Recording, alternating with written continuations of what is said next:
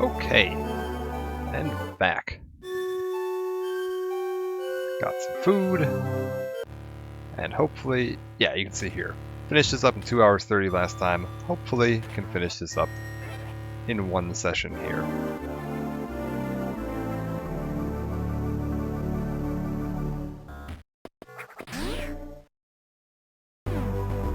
So we are heading to Norfair, which is going to be up this passage. Take the first right, oh god, and then pop on back down. Let's just take a quick look here. That looks fine. Alright. And up.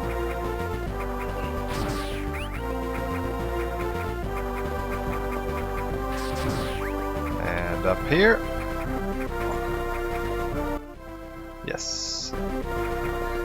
Do I want... Oh, should I go up? You know what? No, we'll wait. We will come back to the top part of Brinstar once I have high jump.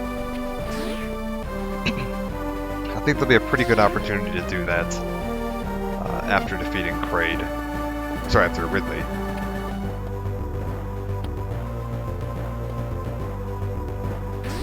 Because we're going to have to come back through Brinstar anyway to get to Turian, so we can just go right ahead and knock out Upper Brinstar on the way to Turian. Oh boy.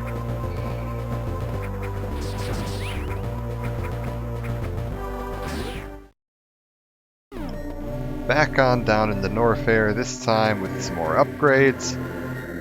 Notably the speed booster. I believe best plan here is from about there. We go across.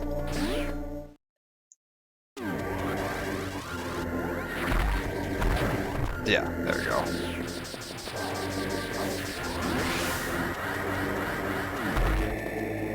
And that cuts us down into the lower section.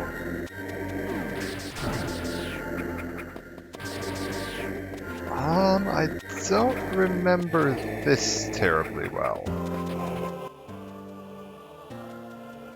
Where to from here? Oh, I know. Back out this door with a speed boost.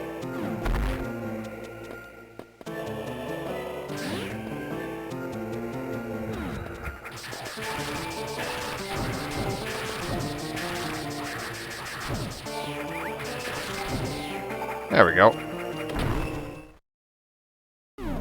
Things I'm looking for.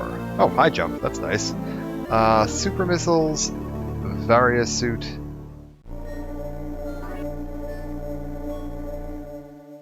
Very good.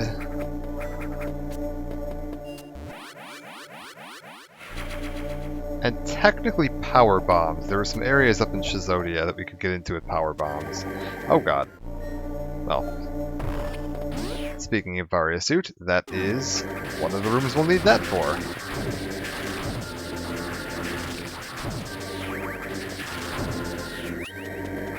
And with high jump...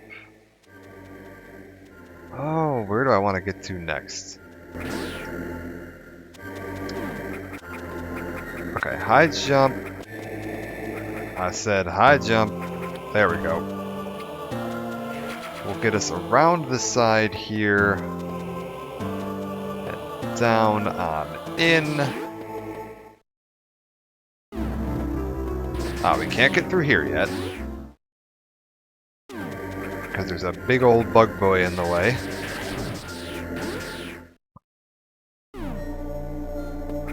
Why does this look like a trap? Like, I don't trust this. I don't know, I guess it's just one of the little where to next markers. Oh, is it going to send me up to Upper Norfair or Upper Brinstar now? Apparently it is. Alright. That's fine.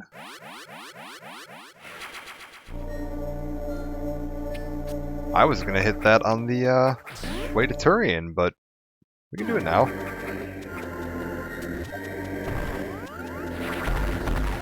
Little shortcut on back up. And And yeah, we'll just take this way over.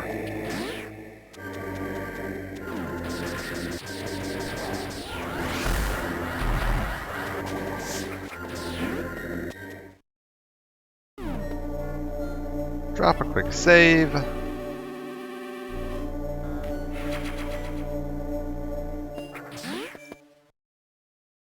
Upper Brinstar should be pretty easy to get to here. Yep, one to you, one to you, and over, and up.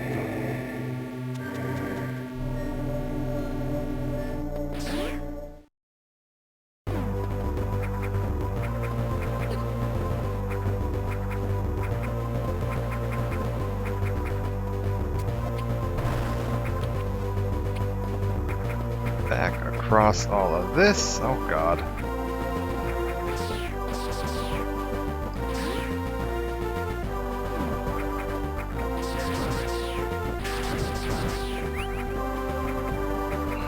No. Just right up to the top of this tunnel is the path we're taking. There's the room with the crumbling blocks and the flying guy that I tried to bomb jump my way through earlier. That's where we're heading to. I'm going to be curious to see if I could have gotten something early. Like if I'd stuck with the bomb jumps.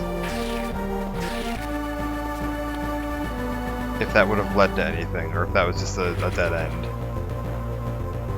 Also, where? There's a way out of here that leads down. Where does this take me? Ah. Nothing too fancy, just out here, and now we're gonna have to kind of loop back on ourselves a tiny bit. And through here.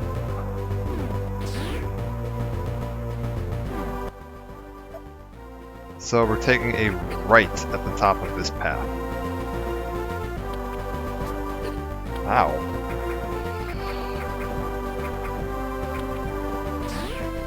And this should lead to my room.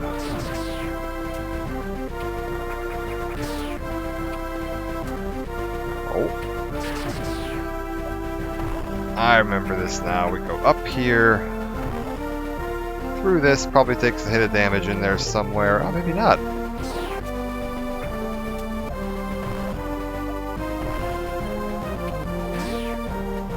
Ah, that wasn't there last time. And these bugs weren't here either.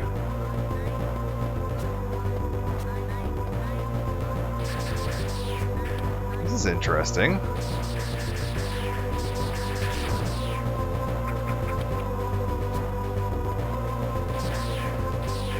So because I have the upgrades, it added some more enemies. That's odd. Okay, so if I could have gotten up here earlier, I could have gotten through this door. Ah, but I wonder if these bugs wouldn't have spawned. Because they're the secret for getting past this, is you have to let the bugs eat it.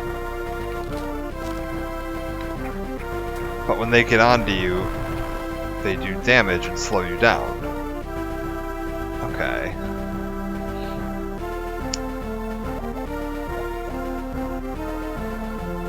Ah, I wouldn't have been able to get past that. You need the high jump, because without high jump you can't do this. You can't jump as a ball. And I would have just fallen into the lava and not been able to get back out.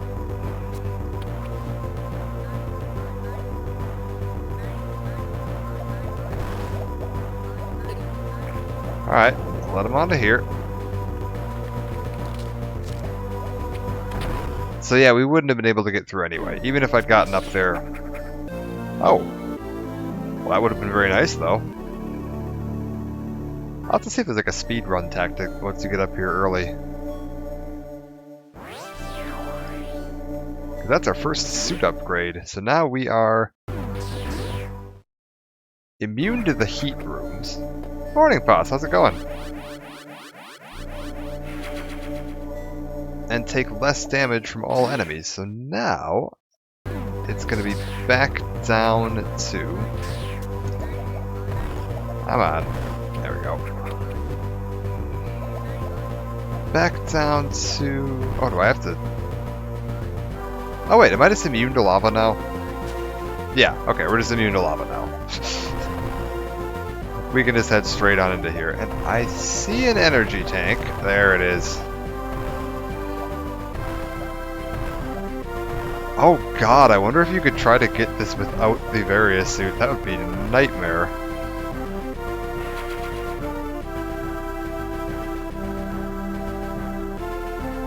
Can you go this way? No.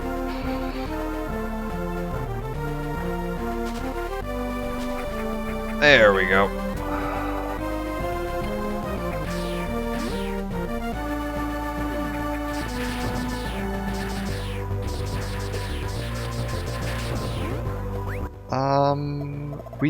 We hit a dead end on the right side of this last time, and I don't remember why. There was something we didn't have that I needed to get past. Was it power bombs?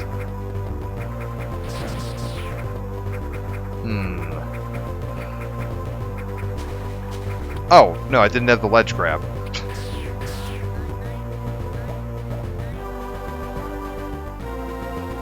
Okay.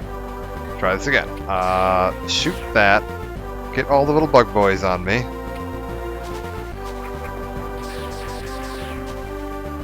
And then we can take the little bug boys down here, feed them onto this plant.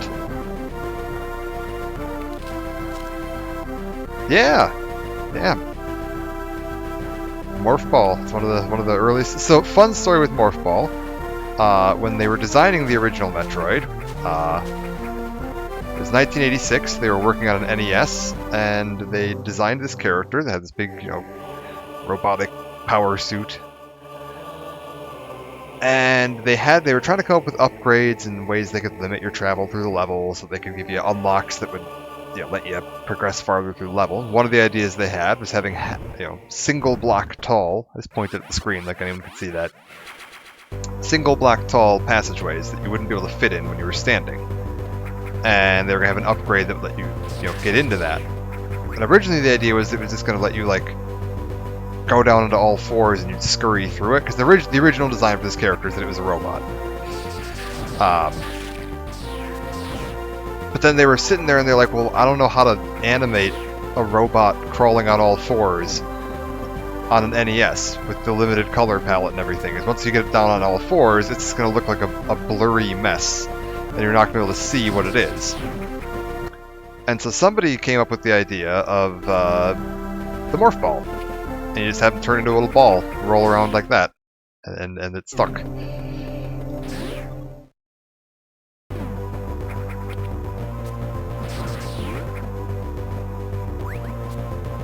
So sort of designed as a workaround for some hardware limitations. They did miss the chance to make her hump the ground like Snake. I feel like it's not spoilers anymore. Samus is 35 years old. I think. Yeah, they that was a bit of a spoiler thing in the original game, because originally they designed it to be a robot. They were like, we're gonna make a robot character for our space game. And then someone at the studio, I don't remember who. It wasn't Gunpei Yokoi, who was the main designer of this game. Or of the original game. The NES game that this Game Boy Advance game is a remake of. Someone at the development studio at the time suggested the idea of well, what if this isn't just a robot? What if it's just like a suit of armor, and we got a female lead character, and there was going to be the big surprise reveal at the end of the game as she takes her helmet off, and you're like, I was a woman all along, and you didn't even know. And they liked it. They thought it'd be a fun little surprise reveal for players at the end of the game. So in the original NES instruction manual, because they didn't want to spoil that, they wanted it to be a surprise twist reveal at the end. Samus is referred to as he throughout the entire NES instruction manual. And you had to beat the game, I think what was it in the NES version? I think it was you had to beat the game in under 3 hours. And you would get a bonus scene where she takes her helmet off, and you'd see she had like long hair, and I think they had her like in like a leotard. Oh, I could have got through there better. Oh well. Again, working with very limited color palette on an NES and trying to be like, this is distinctly a female character. I think the NES was 8-bit color, so not the most options. Wasn't, and also I get what they were going for. Oh, for the instruction manual, you mean? Yeah, that's true. They probably could have done gender neutral at the time. Although I'm actually not sure. Like, English does have a gender neutral, like, them, they. For singular, particularly with strangers. If it's someone that you don't know well, that's not that unheard of at all. Even going back to, like, the 80s, where, like, it's not so much about, like, non-binary, but, like, that's a thing. Like, if you're speaking about someone that you don't know well, it's not entirely unheard of to just refer to them as them or they. Like, oh, I gave them their wallet back. That's not an odd sentence to hear in any way, shape, or form. I don't know what Japanese is like for that. And seeing as this was originally designed in Japan, I have a feeling that would probably be the more important factor. Okay, hold up. I need to get through that room up there. Yeah, people have weird issues with singular they. I think mostly it's just people that are being grumpy for the sake of being grumpy, to be honest with you. But there's also a bit it's a bit odd using it, or it feels a bit odd when you first start using it for people that you know well. Like the singular them they in traditional English or older English tends to be more of a like impersonal.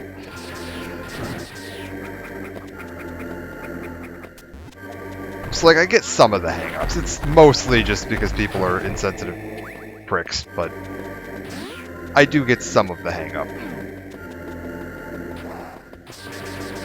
Like I don't think everyone that has issues with it is just being a insensitive bastard. But again, I don't know what the Japanese language is like for that, especially Japanese language in, you know, the 1980s. I'm not really sure where that would have fit in. I very much do not speak Japanese.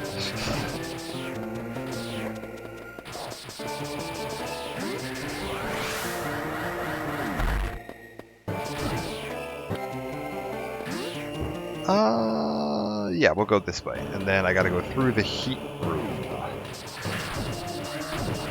Now that I have the Varia suit, there's a couple of heat rooms, I think, too. I think there's a few back in Kraid's area that I could maybe go back to. I'm not too worried about it, though. I feel like I have enough upgrades that I should be fine. Yeah, now we can get through this without any real problem. I think that acid is still gonna, yeah, be a problem.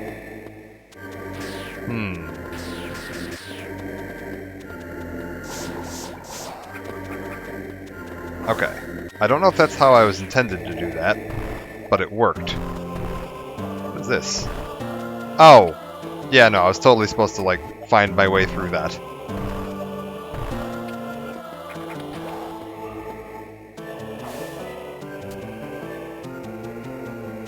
It's a pretty formal thing? Okay. Yeah, okay, I can see that. That's what I was saying. I was like, I have a feeling that might just have been a weird, like,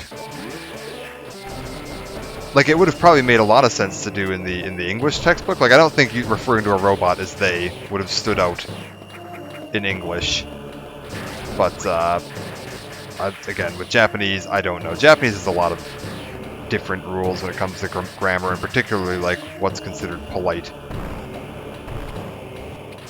That's very important. Okay, so I want to go this way, and then we want to get a run up, so I start flashing. Jump through that. There we go. Use that speed booster.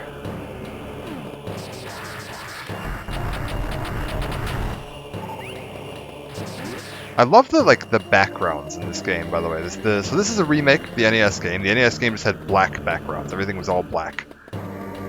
And these comic book art backgrounds are really cool looking.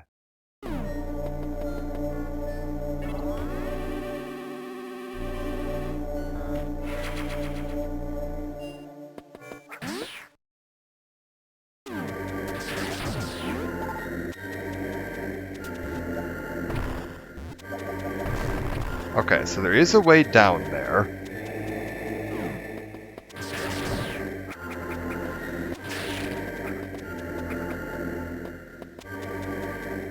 I want to freeze that there. Get up. Okay, hold up. No. Freeze you. Get up here. There we go.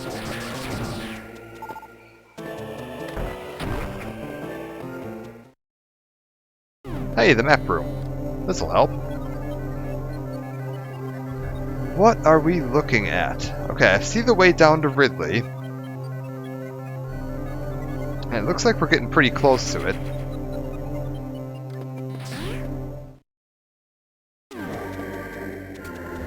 Oh god.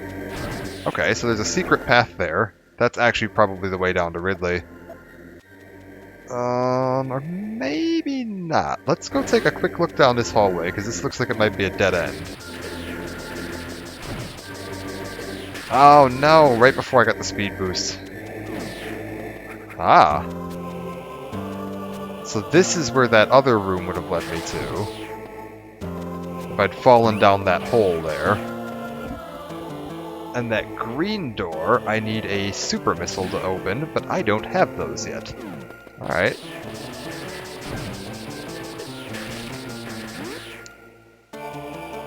Easy enough then, that just means we have to go down.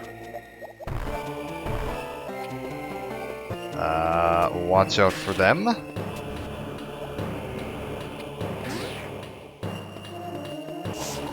Okay, this one isn't fake. This is not fake acid at all. This is real acid. Okay. Don't jump into that. Oh.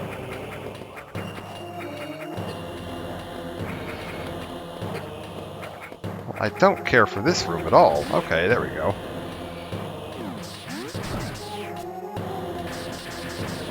There's gotta be a secret up here, right? Like, they wouldn't put this little area up here for no reason. Guess they would. Okay, we've got, plants that are eating bugs. What is this? Well, this looks terrifying, frankly. So there's a spin-off game in the Metroid series from the Metroid Prime games called Metroid Prime Pinball. You just play pinball with Samus. It's great.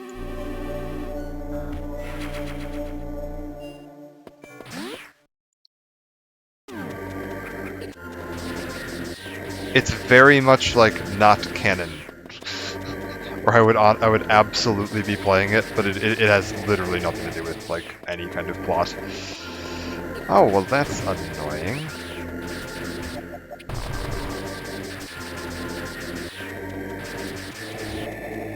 Oh.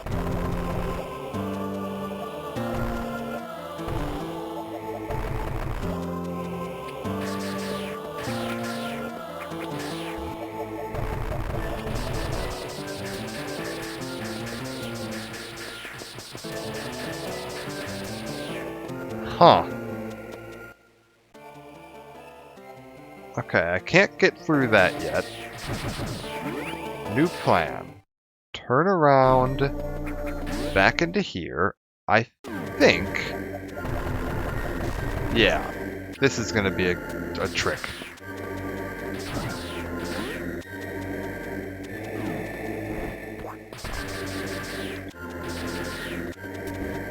I unfortunately can't play the Snake skateboarding game because I don't own any of the copies that have it. Although actually, it's a fun thing. I just bought an original Xbox This is my third one I've had to buy because I kept getting ones that were broken. But I have one that works now, mostly. I have to use a screwdriver to open the CD drive, but it works. So I'm gonna start keeping my eye open for any, like, interesting original Xbox games. Oh, the Wave Beam! This is good. So Wave Beam upgrade lets you shoot through walls, and it's a slightly wider beam pattern. So it's possible that I could get a copy of the original Xbox version of Metal Gear Solid 2, and that would have the Snake skateboarding game on it. Because that was the issue. The reason I couldn't do that when I was playing Metal Gear is that it's only on the... I think it's the PS2 and the Xbox. Or I think it was just the Xbox version, honestly, of... was it the PS2 and the Xbox? I don't remember. It was the special edition versions of Metal Gear Solid 2. And the remake versions that are on like PC and modern consoles don't include it. Okay. So now we can get under that bug. So we can shoot through its carapace, blow it up. There's going to be another bug here, and if I remember correctly... yeah, we have to, like... how does this work? Okay, back it up with the beam.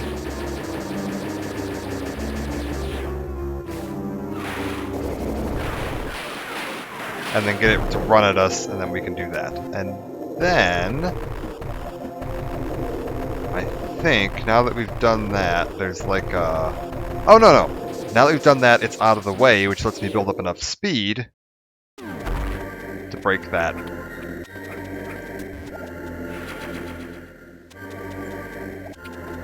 Yeah, I don't know why they didn't include it. I don't know if it was just like a hardware limitation, or if it was like... I think it was built using the Tony Hawk Pro Skater engine. So I don't know if there was like some copyright issues or something. It's weird.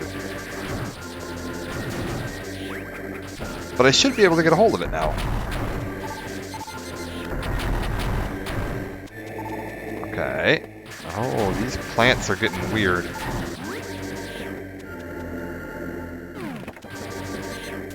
I don't remember all the, like, side stuff in this game.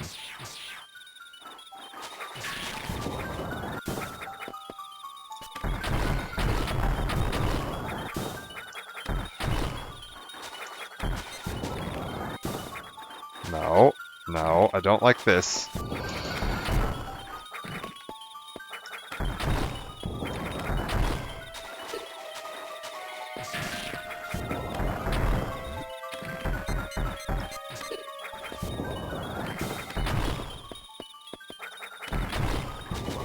No, stay under it.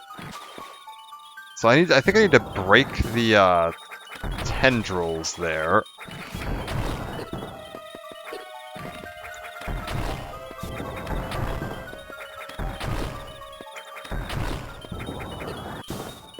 Yeah, dodge that. Is that it? Yes, we got it. Okay, so we've dropped the bug.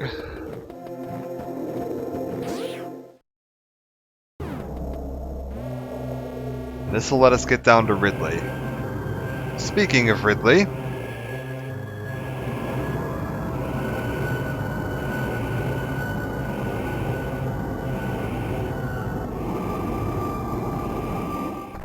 we've got company.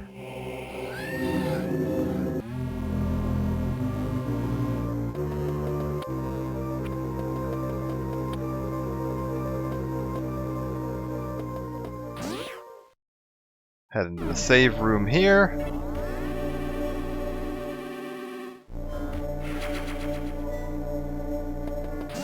If I remember correctly, we're going to run into some dead ends where we're not going to be able to progress. Or it's going to feel like we're not able to progress, yeah. Missile, but we can't stand up to shoot the missile.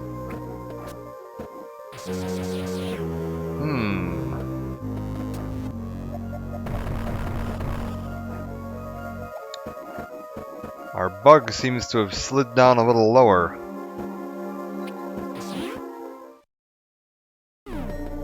I believe if we turn to the right, it's going to be a similar thing where we just run to a dead end right away. Yeah.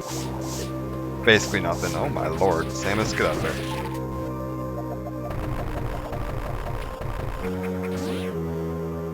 And it's like, ah, geez, what am I supposed to do? So, we're going to go back up.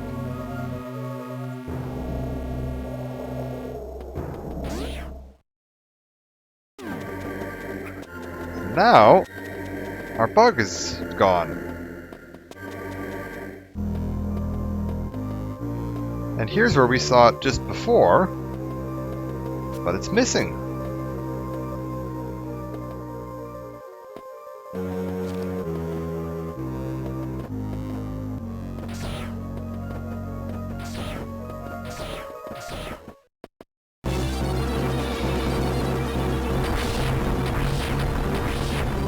I think we found our bug. Alright, come on.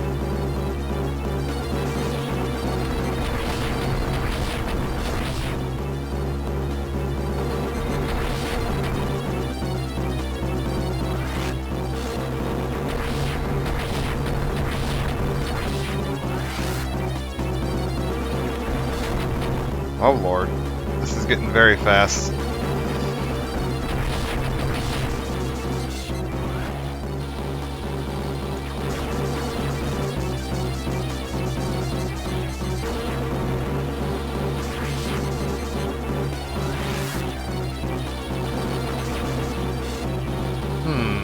I'm out of missiles. There we go, we got him.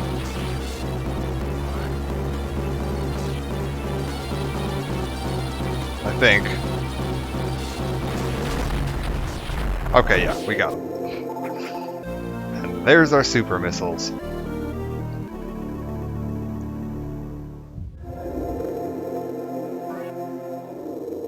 Yes, very good. So I can now toggle which type of missile I'm using.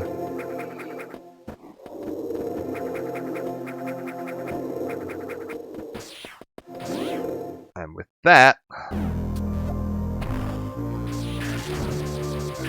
we found our way to the other side of that door. We can drop our way down. Toggle our super missiles on for a brief moment. You don't want to waste those. They're actually fairly rare and extremely powerful. You can absolutely cheese some boss fights with these things. Oh, goodbye, enemies.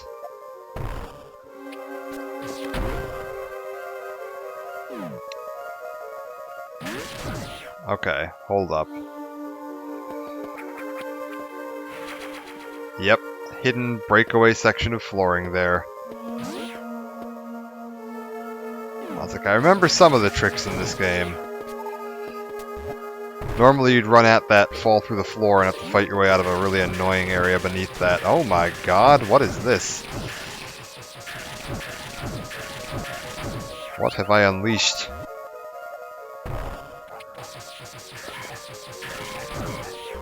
Alright.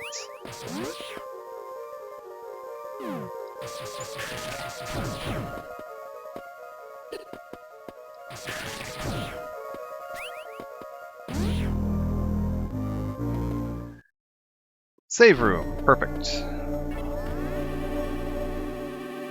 And do we have... Now that we're down in the Ridley map... Yes, we can see Ridley's location on the map.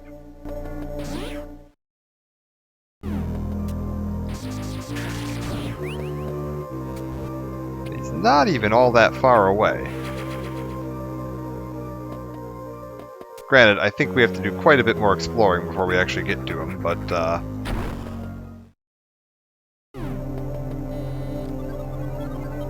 yeah, normally you'd be coming through this from falling down through the floor up above.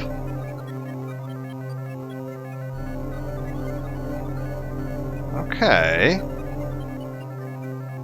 So I think we enter Ridley's room from that large room to the right of him. And I'm gonna guess that the save room is the way in. So we need to probably go all the way to the right here, then up, and then back over to the left. What are the floating face orbs? Who knows, man? There's some weird aliens in this game. When we get to the Metroid Prime series, you'll get to see some better, like, non-sprite-based versions of a lot of these enemies. Because Prime is on the GameCube, so it's got a little bit more graphical fidelity to work with here. This is a Game Boy Advance game, so stretching it up onto a full-size screen is not doing it the most favors. Although it's still less pixely than the NES version. I'm trying to think if you see the floating face orbs in any... There's 3 Prime games. I can't remember all the enemies in them. I think you do. I think they're in 3. I want to say they're in the weird, like... jungle dinosaur lizard warrior planet in 3? I don't... I actually don't know the names of those enemies, though. I don't know the names of a lot of these enemies, because this was an old school game. We didn't have names. It was the floaty face guys. There was the red ones, and the green ones, and the blue ones. There's probably, like, names in an instruction booklet somewhere, but... yeah, jungle dinosaur lizard warrior planet. Yeah, that's... Yep. You'll know it when you see it. You can't miss it.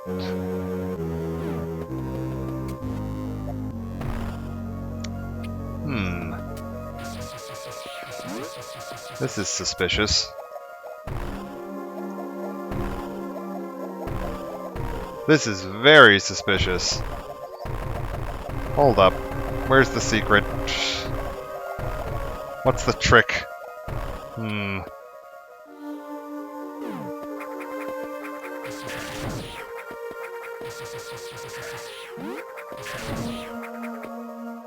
Oh. Okay. Those little blocks with the symbols on them, we've seen them a couple other times. It was always that there was an unknown item we would be finding soon that would allow those blocks to be breakable. From a Chozo statue. So we're looking for a Chozo goddamn statue. Almost fell down that hole.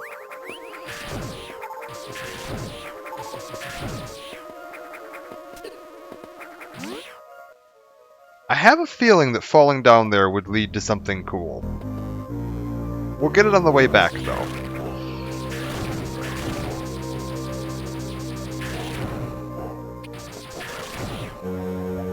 Okay.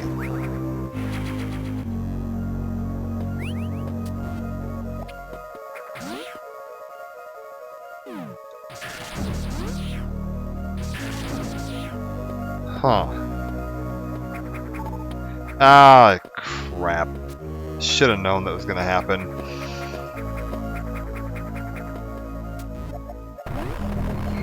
Do I want to try this? This is probably an exercise in futility. Oh. Ah, so close. That's fine. We'll just go back around. Oh, God. Okay, hold up. I don't trust running past that. Those guys are all gonna break out of there and murder me if I just run past that, aren't they? Aha! Speed blocks. So if I go through here...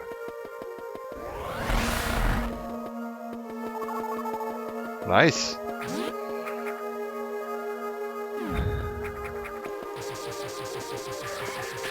Am I going through this backwards? That's entirely possible.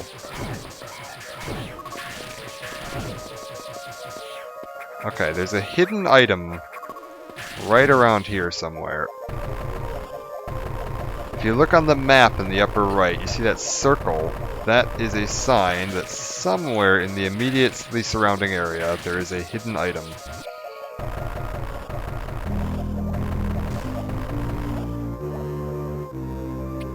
There it is.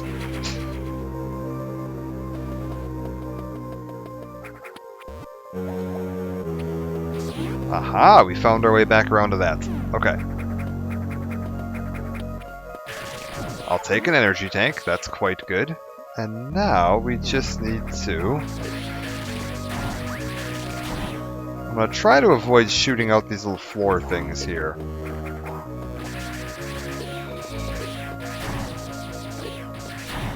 Whoa, I say, as I shoot out the floor thing that I'm standing on. That almost was bad.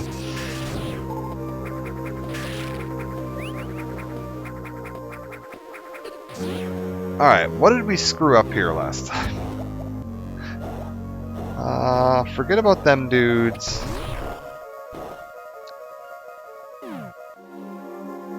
Oh, am I supposed to just freeze this?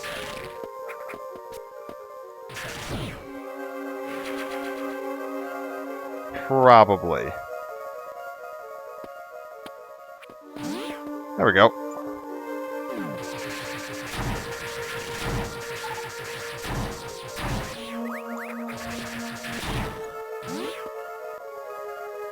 And another super missile. Okay.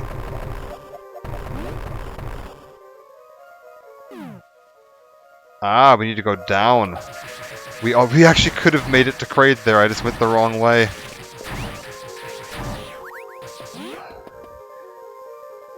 When we fell down this, we just go to the left. That was all I needed to do, was take a left there instead of a right.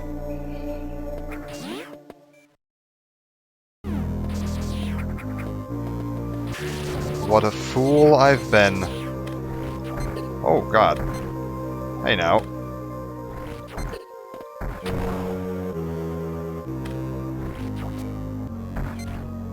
Oi. Stop that. There we go. What do we have here? It says there's a boss. Well, I don't see him. Unknown item. Incompatible with our current suit. But unknown items let us break those blocks. And now that we can break those blocks, I get a secret little energy tank. And I'm willing to bet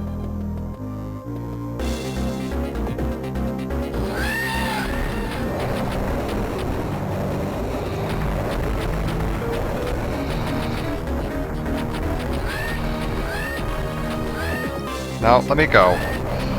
You put me down.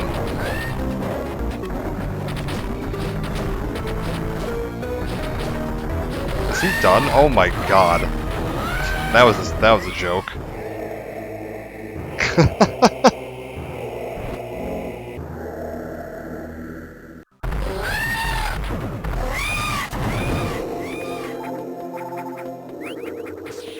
Well, there goes one of the big namesake enemies of the series down in about 2 seconds. How do I get out of here, though? That's the real question.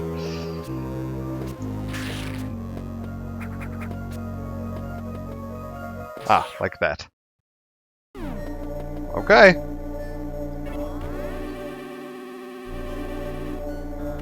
It's never really Ridley's day. Except for that time he killed Samus's parents. It was kind of his day that time. Okay, so we just need to go all the way up to the top then. And we can get on out of here. And it's off to, well, what was the final boss. So when they did this little remake on the Game Boy Advance, they were like, well, let's see if we can flesh things out a little bit, put a little bit more story into it, because the NES game was a little straightforward in terms of story. You're on a planet, you need to defeat the space pirates. Go do that.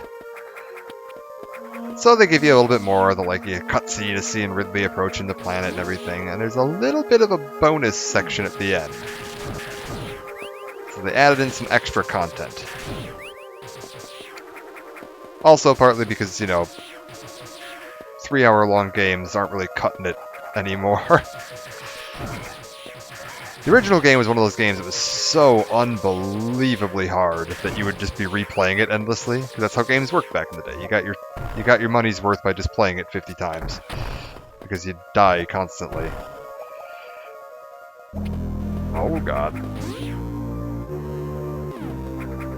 But nowadays people don't want that. They want a game they can actually get some enjoyment out of and not just be frustrated constantly. Does that mean I can get through here now? It does. Oh. My statue's broken.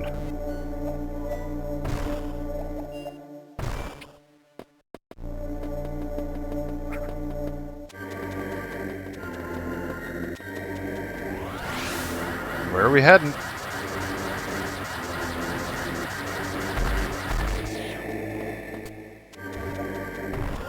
Okay.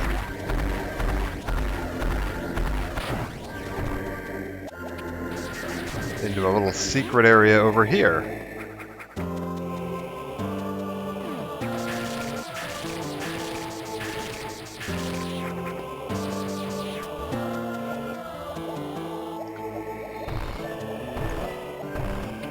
Okay, I need an ability that I don't have yet. Is this it? Oh, it is. The screw attack. Now this is overpowered as hell. Really, I have screw attack without space jump. That's interesting. That's very unusual for this series. Alright, so screw attack is when I'm in my somersault jump, I deal damage to enemies.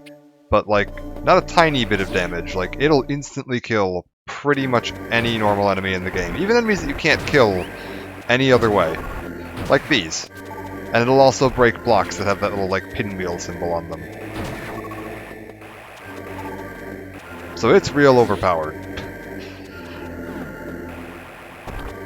Oh, look at that. We need to get to Brinstar. And the easiest way to do that is going to be to head to the right, it looks like. Oh, actually, there's a... Hold up.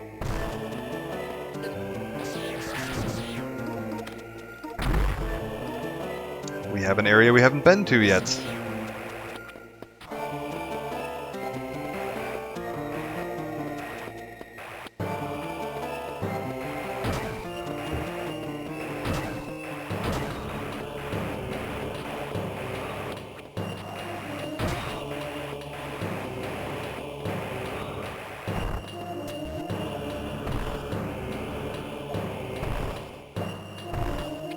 Well, where does this go? This is taking me all kinds of places.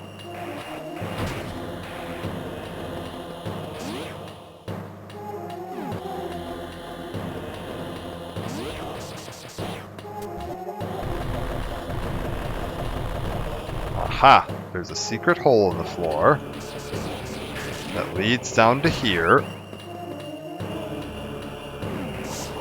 No, Samus, get out of the lava. Acid, lava, whatever.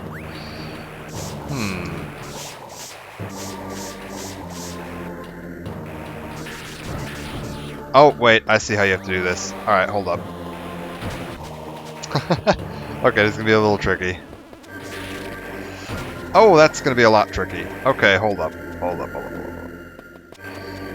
What if... Can I turn that off? No, you can't turn that off in this one. Okay. Alright. I have an idea. Crap. Not quite. Oh. Okay. What if... No, I'd have to screw attack it to you. That's not gonna work.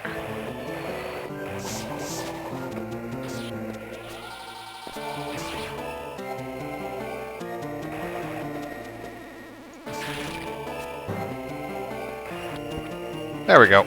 Alright.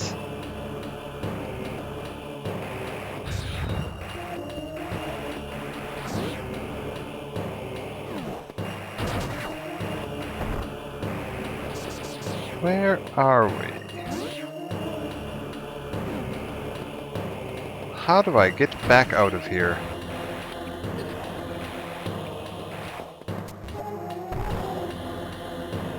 Really? Speed boost. I don't know how you think I would be getting a speed boost here, but sure, why not?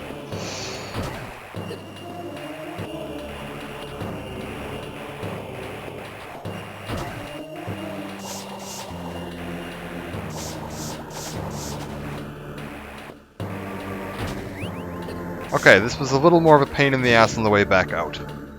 But we're done. Head on up.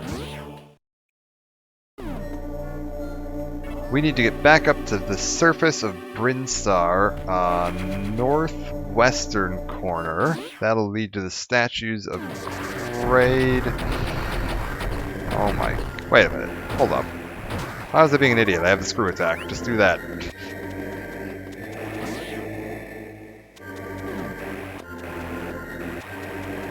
I need to remember that I'm immensely overpowered now.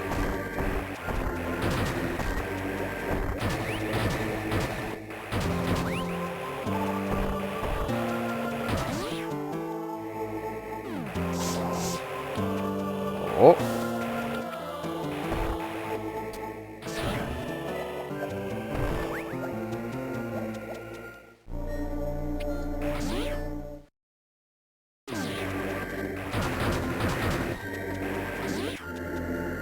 I can pretty much just ignore like 90% of the enemies in the game now. Oh, look at this.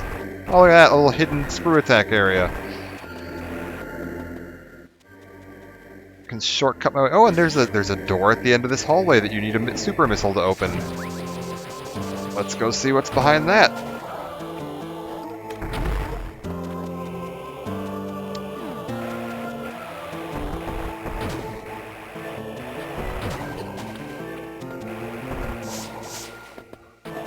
Oh, and I bet you this would have been really difficult if you didn't have the screw attack. I mean, admittedly, I'm taking some damage from the lava, but like... Oh, wait, hold up. There was a little circle there. There's a hidden item. Where is it?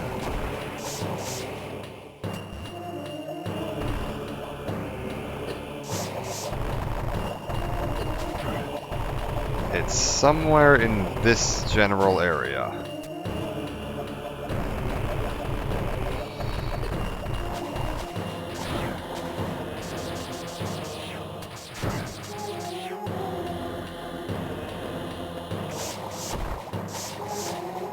Could be around here.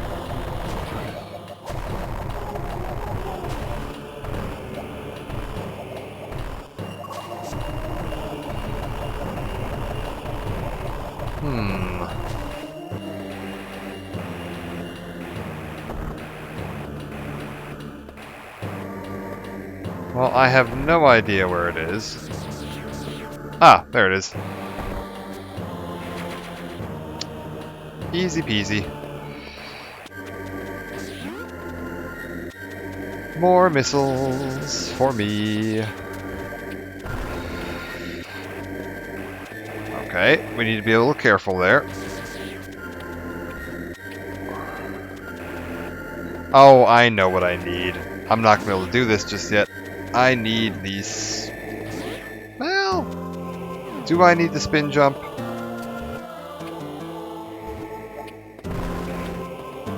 I wonder if I could time a jump just right. You do get like an unlimited, like, super jump eventually. But I'm wondering if I could... Oh god, that's such a short delay. I'm never gonna be able to get that. Alright, you know what, we'll just come back when we have the space jump. That is going to be much simpler with space jump. It's probably possible to just set a bomb and then start your jump like at the exact right second where you'll make it through the wall as it destroys, but that's not really worth it. Hey look, you can blow those up. Didn't know that.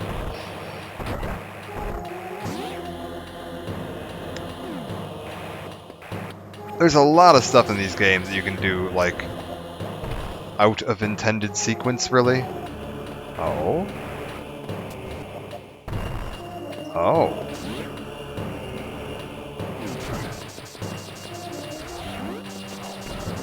Oh, right. I'm supposed to... Duh. In order to get back up from there, I am supposed to be going down here. And then getting in a cannon at the bottom that will shoot me back up to the top.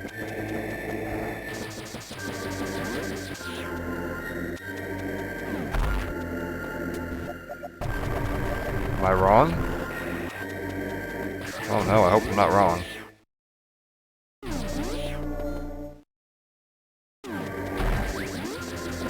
Let's see, if I just go like this... Oh, one tile too early. Alright. That's doable.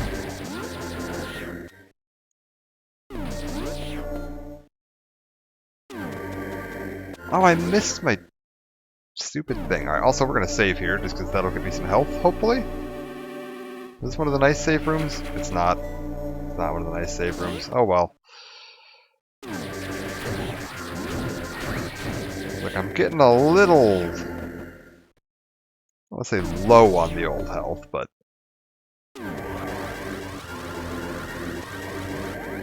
suboptimal on the old health. Oh god.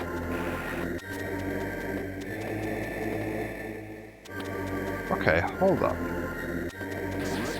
What if... I think I can do this. I think I can... Oh. Okay, let's just gather some health from that. There's like a bumpy bit of ground we're going to use as a marker. I want to jump from right there.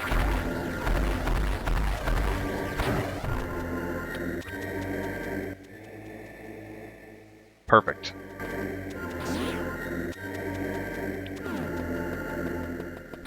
And...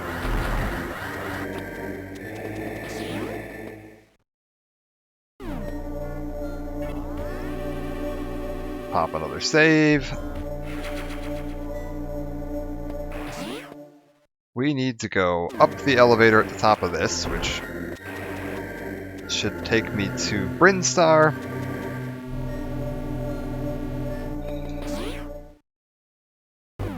Brinstar, we are heading to where those two flames are up in the upper left. So all the way to the left, then all the way up, and then all the way to the left.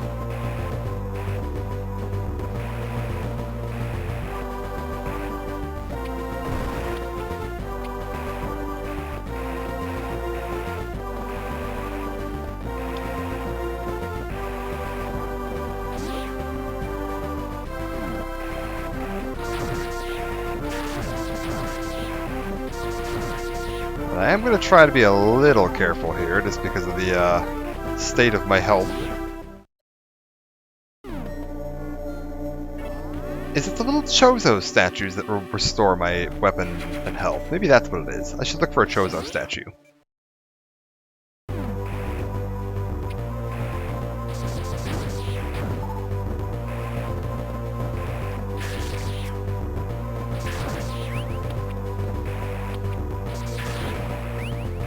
It varies, like, game to game in this series. What?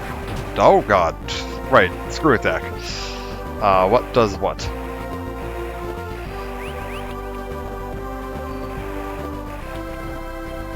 A little bit of wall jump to get up here. And ta-da! like some games the save stations will heal you, some games they don't. Some games they restore your weapons, some games they don't.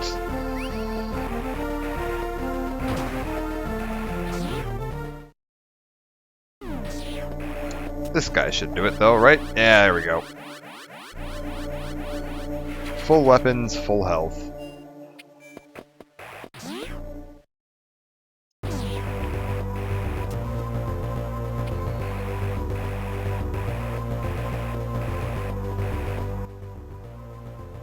And this is the right way. So through here we should see the statues of both Kraid and Ridley.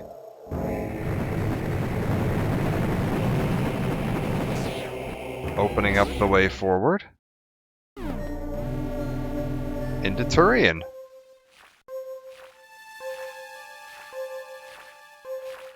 And our first look at the namesake of the series.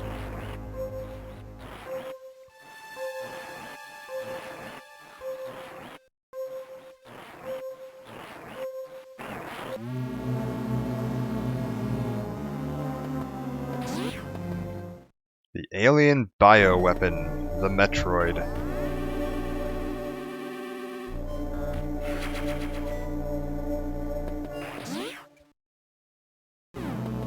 Oh, got some dead space pirates floating around.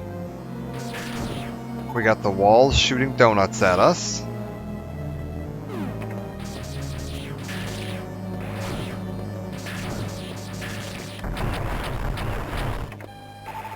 So Metroids are weak to ice. So this little ice beam of mine, gonna do good work.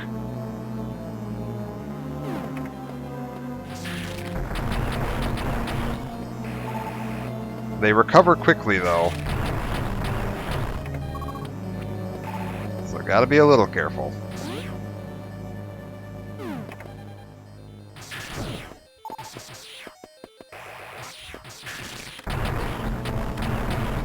Oh god. Oh god, oh god, oh god, oh god, oh god, get it off, get it off, get it off, get it off, get it off. Jeez.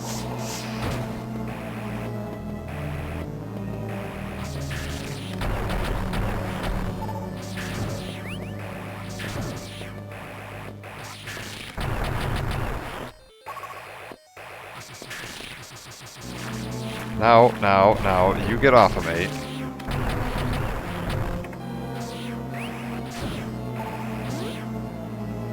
Okay.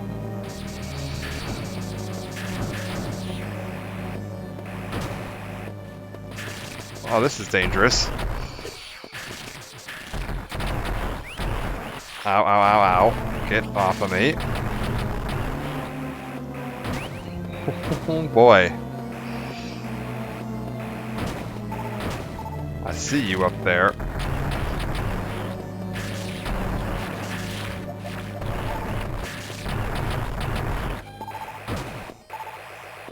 Okay. How dead would you be if you took a bite of a Metroid? I mean, they take bites out of you.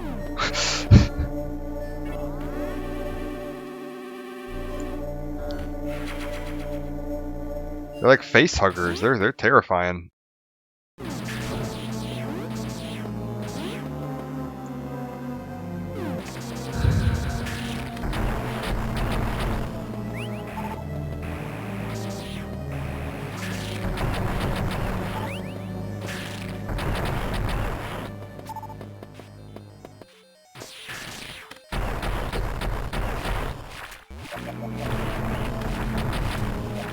Oh god, oh god, oh god, oh god, oh god. I don't even know if they're venomous. They just like suck the life force out of you and leave a dead, dried up husk on the ground.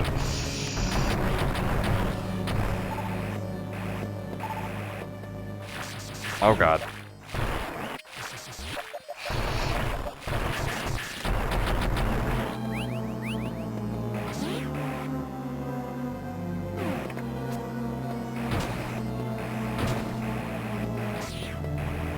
Oh, I remember this. This room is awful.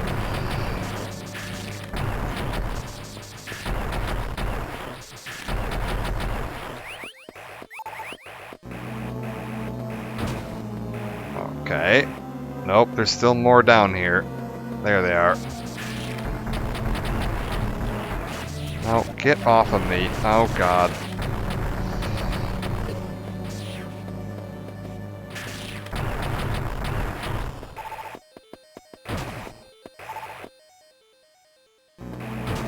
I'm getting a little low on missiles.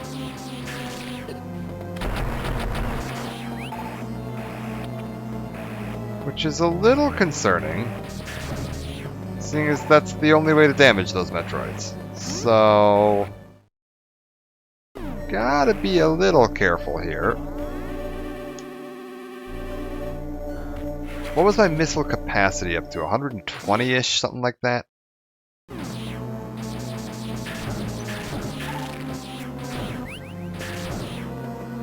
might just do some farming here. This seems like a good enough room to do some farming, right?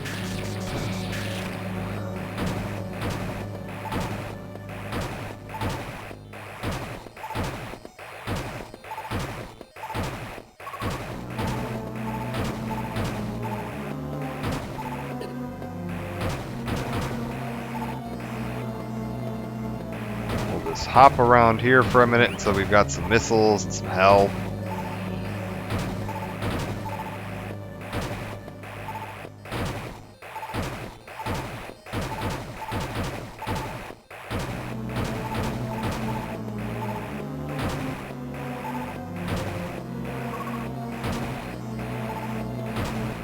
Come on.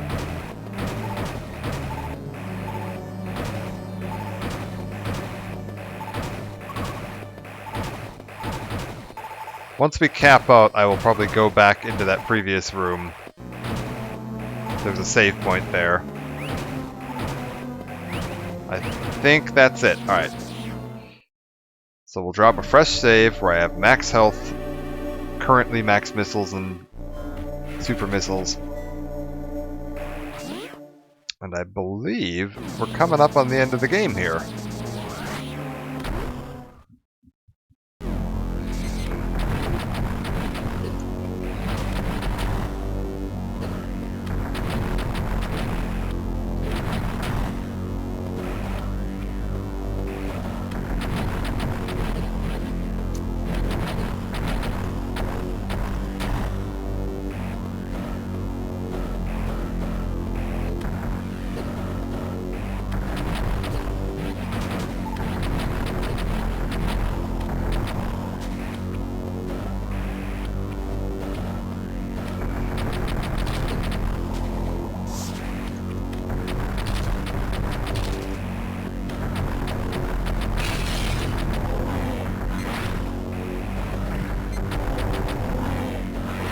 Alright, there's our final boss. Uh-oh, don't want to be in this acid, don't want to be in this acid.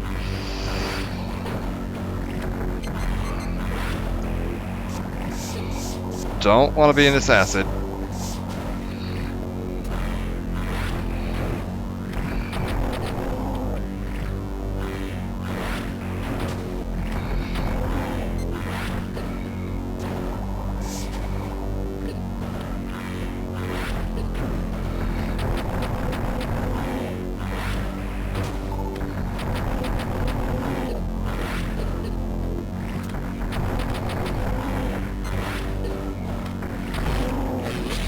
Oh my god, and with my final missile... Oh, self-destruct metric isn't activated. That was close. Oh, and these rocks are crumbling. That's good. We're not out of this yet.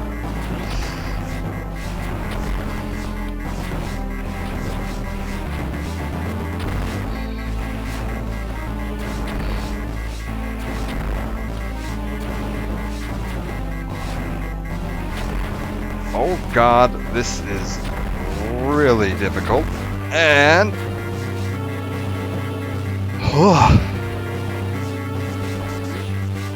made it out of there.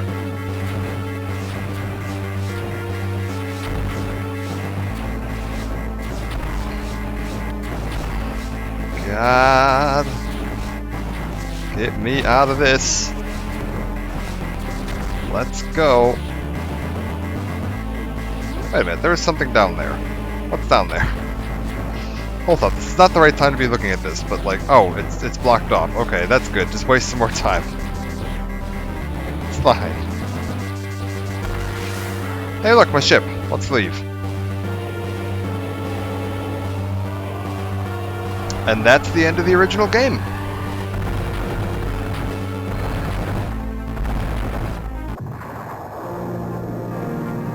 Metroid 1 complete. And a little reveal of Samus. But this isn't Metroid 1, this is Metroid Zero mission, which means we get this.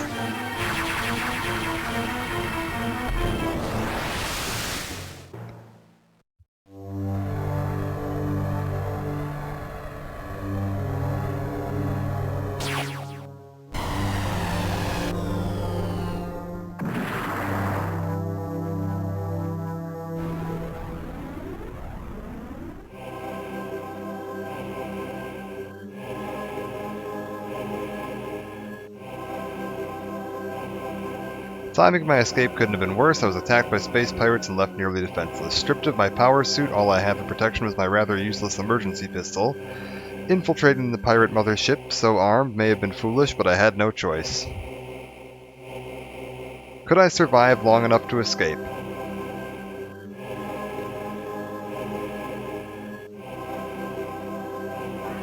And we have nothing. This crash has disabled all of our suit's abilities, all of our weapons. I have a tiny little stun blaster. Currently on one energy tank, because my energy tanks are all in my suit. So we're not in a great spot right now. And look, they figured out how to animate someone crawling. In the intervening years. Uh-oh.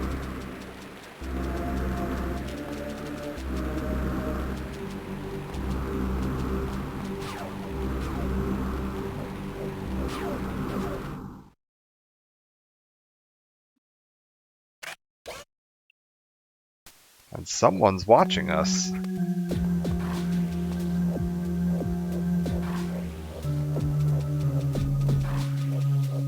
So, this part can get really frustrating and annoying, from what I remember.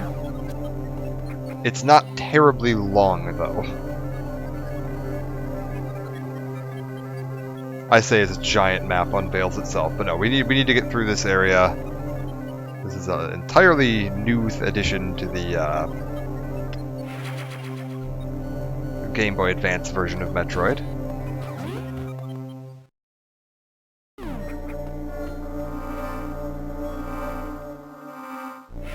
Ah, we do get all of our energy tanks. That's good. Get a save. Got my energy tanks back, and now we need to get our way out of here. And...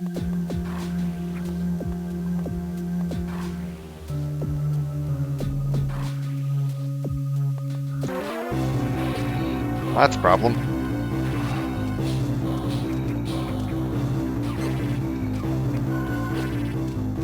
So each hit we take here does a full energy tank worth of damage.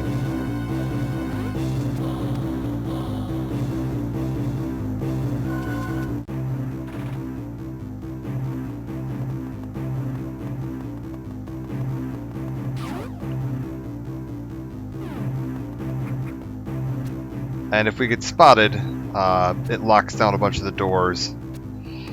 Leads to a big chase sequence. Not really ideal.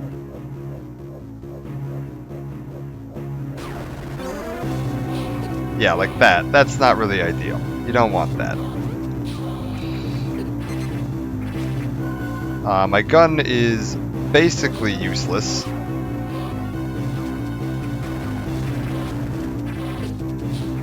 Yeah, I'm about to die. Alright, well.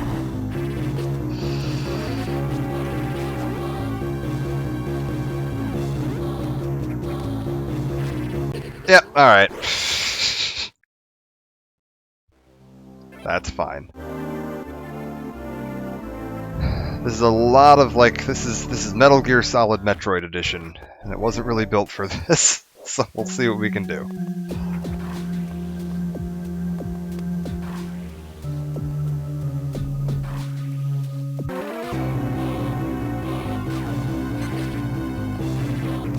Okay, so apparently that doesn't work.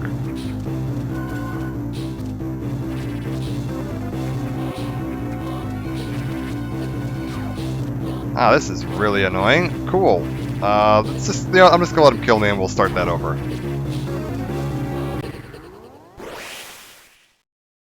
I don't know why that one died just there. That was odd. I don't think I've ever seen one of these guys die before. Your pistol doesn't actually deal damage, it just stuns them if it's at full charge. If it's not at full charge, it does literally nothing. I don't think there's a way past him without alerting him. But we can get out of the way there. He's going to come and look, then walk away. The game's basically just showing you that if you can evade them, they will eventually drop out of panic mode. Okay, up here. So what I know now is that that breaks away.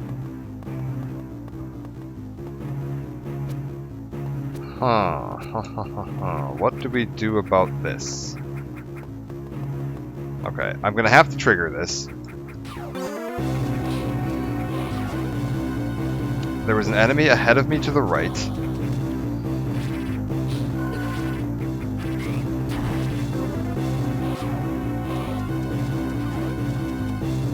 They can crawl through those tunnels after you, so you're not like completely safe if you crawl through a tunnel.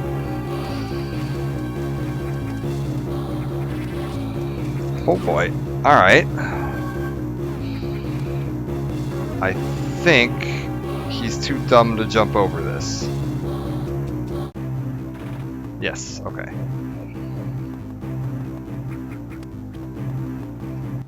How we doing? Alright, I made it a decent way, though. Bit of the way through the ship here. Aha, some escape craft. So there's our destination.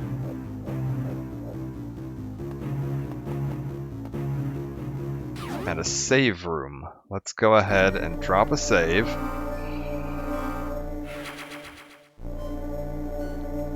Try to get through this bit as quickly as possible.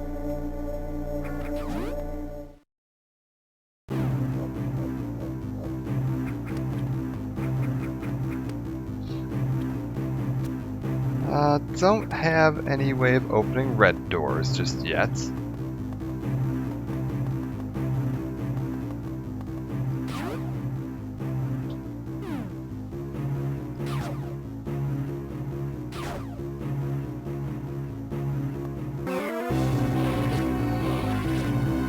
Well, that's frustrating.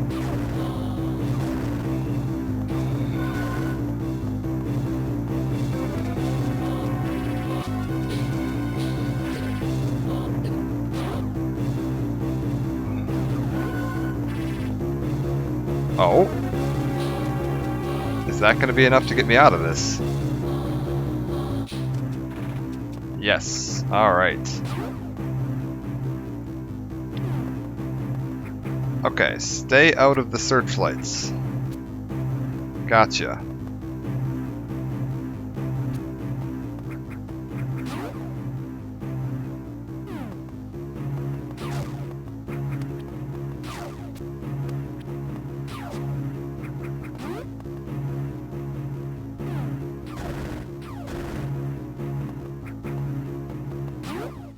And another save room. Okay, that was pretty smooth.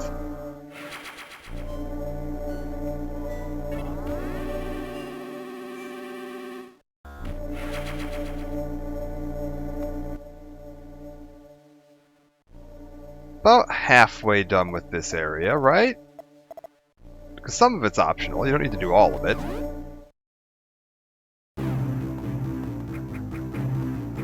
Can I wall jump? Yes.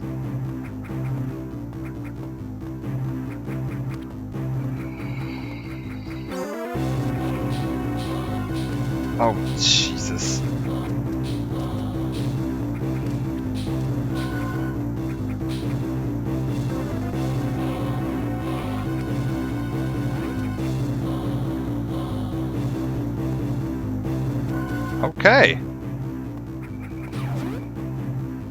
That worked well. That didn't.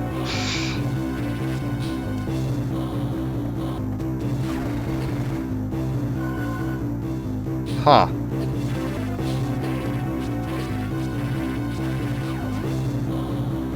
I've found my way to the bottom of a pit.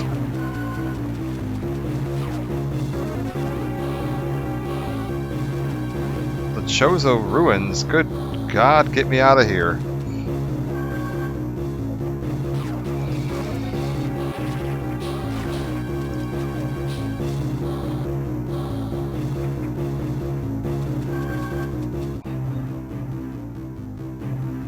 Okay. Oh good, a giant hidden area. That's what I wanted.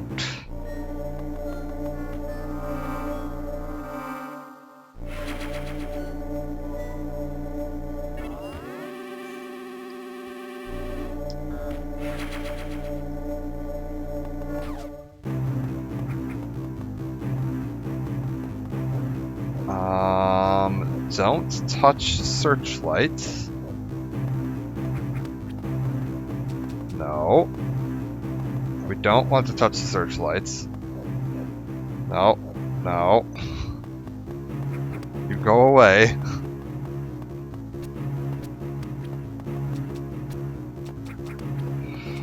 Oh boy.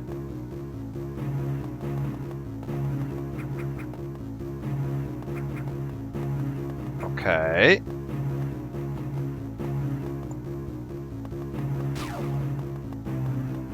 You know what?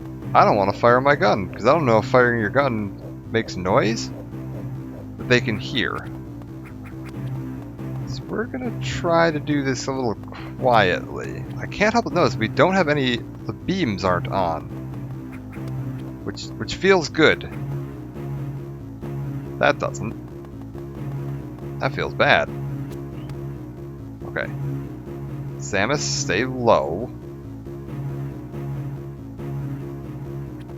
No, I said stay low. Let it pass you, then get up. Shit.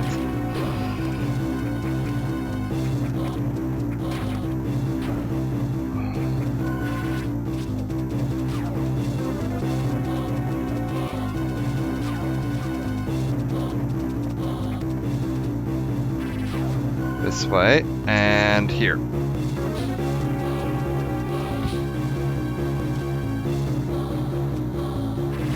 Okay, so that doesn't work.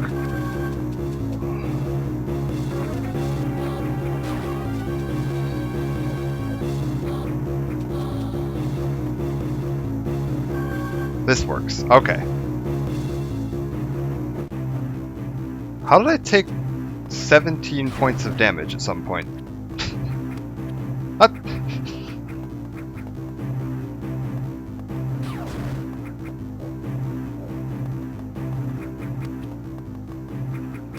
Alright. Keep going this way. Aha! We've got an upgrade.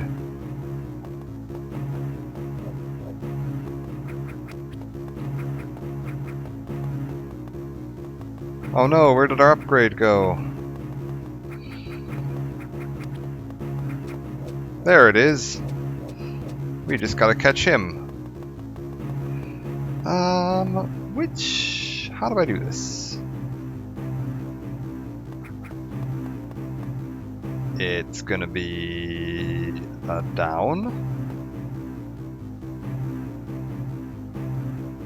Wow, glad that didn't go any higher. That would have been bad. And a down. Hope this doesn't go all the way down. That could be a problem. Good. And under here. And duck. Duck. Yeah, let it go past him. We'll just go up once it's past me. Alright, there we go. That'll be easy.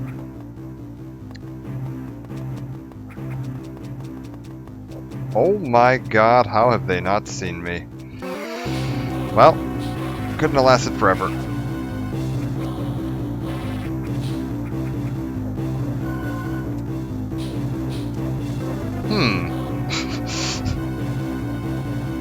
Synchronized crawling, eh?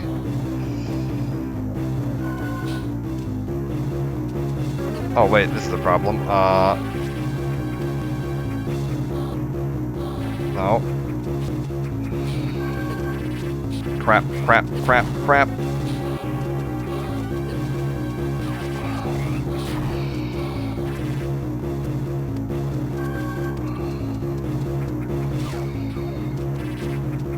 Oh god.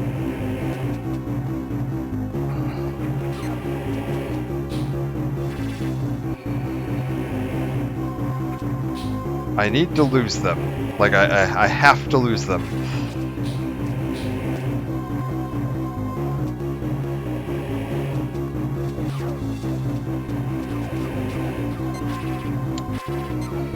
Well, this isn't it.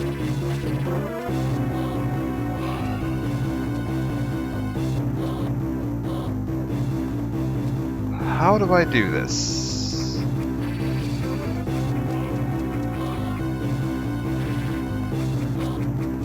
Dodge that. Run under these. And dead. Alright. How do we do that? Oh, that sets you so far back. Ah, this is where I remember hating this.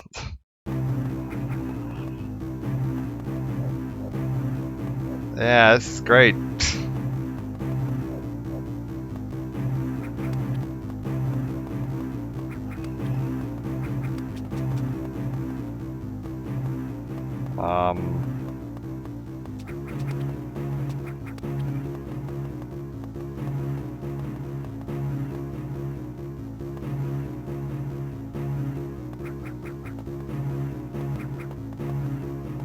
All the way down here and back through here.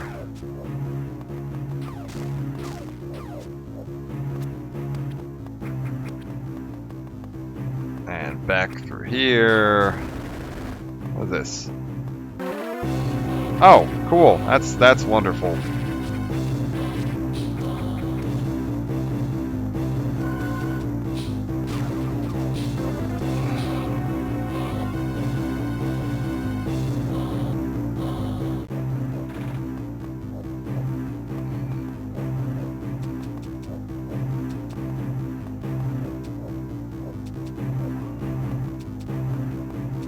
Okay, well,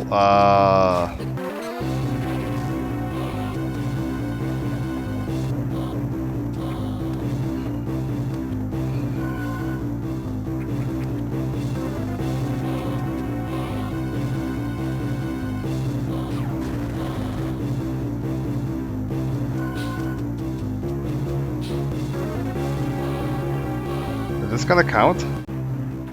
Yes, okay. Jeez, this is the worst. Oh, come on!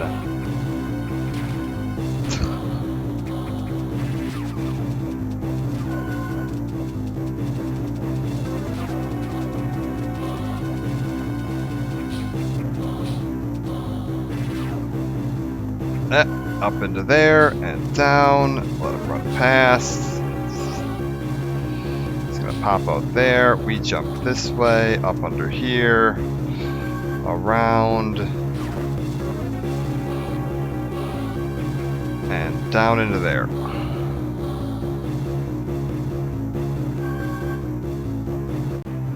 And threat wears off, we jump up here.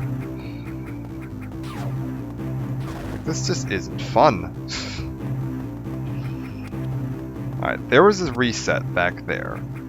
So there's a spot we can go to reset our stealth if we need to. I don't know how we're going to get back to that. Okay, so that's not accessible. Wait, what's this over here? Is this a save room? It is. Well, at least I don't have to replay that whole section again. That's good.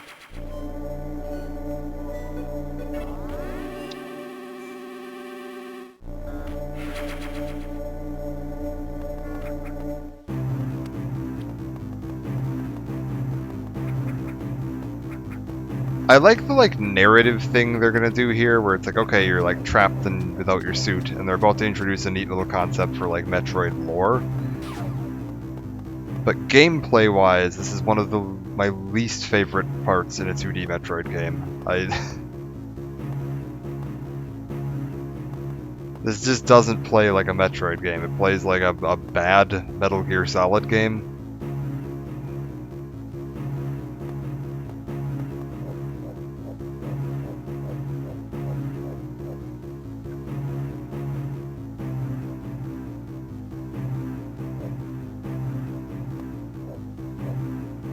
Okay, so we need to get through here without getting spotted.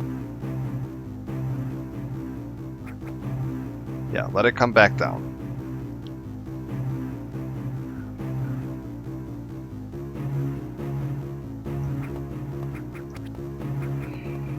So this is gonna be...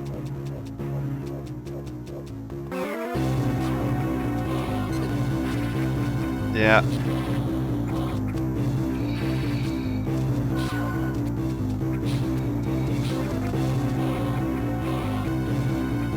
Nothing we can get to up that way. Okay. What do we do here? Because I need to lose them. It's the only option I have is losing their line of sight.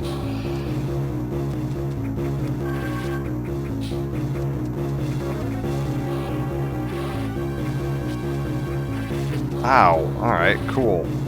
None of that would do it.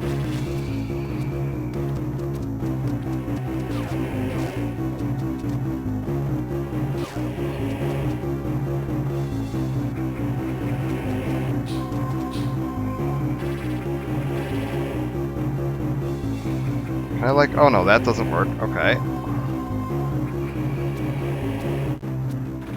Okay, that somehow counted.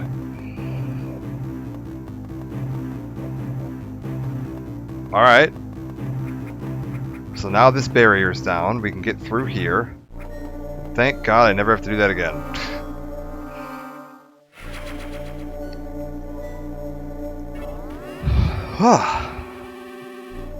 I think we're coming up on the very, very end of the game now. Because there's going to be a fun little, like, story bit. Yeah.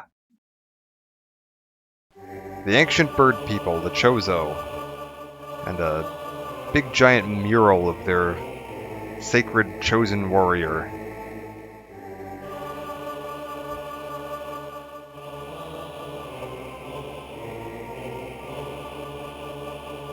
And little baby Samus.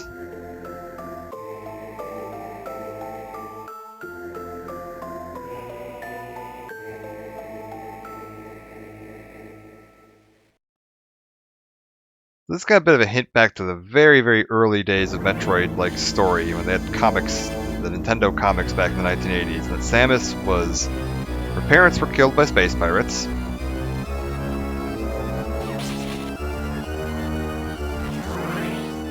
And she was raised by the Chozo. And they gave her the fancy suit. Ow. Okay, so we gotta be a little careful here. No, don't do that. Hey, wait a minute, I shot that. Okay.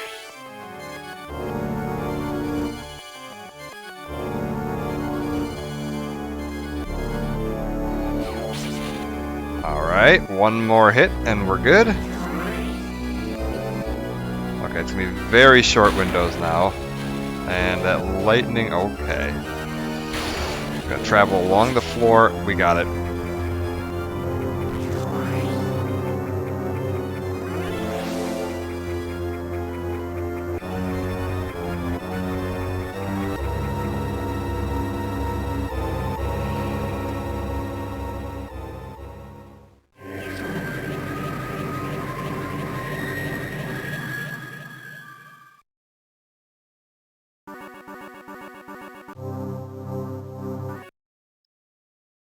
So there's all the unknown items we'd picked up that we didn't know what they did. Plasma beam. piercing damage. The gravity suit. Reduce damage from foes and free movement in water. Also stops all lava damage. And the space jump. Unlimited continuous somersaulting. Interestingly, the gravity suit, unless it's about to change color, is it about to change color? Yes, there we go. I was like, it's supposed to be purple.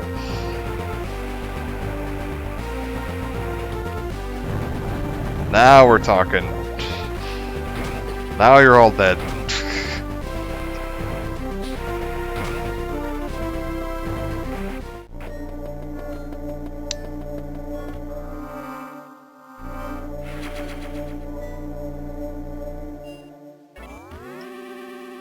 Yes, it is payback time, and we need to find one final upgrade. Where is it? I think it's up in the northern bit here. We need to get back into the pirate ship. Alright. Ah, wait a minute. Well, suppose by chance you'd want me to do this, would you?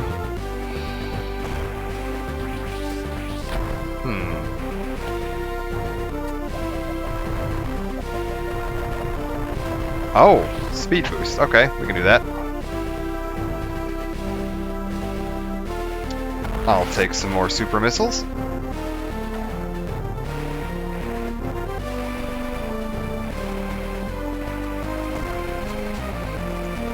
And now that we can just jump forever, pretty easy to get around, and you're in constant screw attack while you're doing this, so pretty much invulnerable.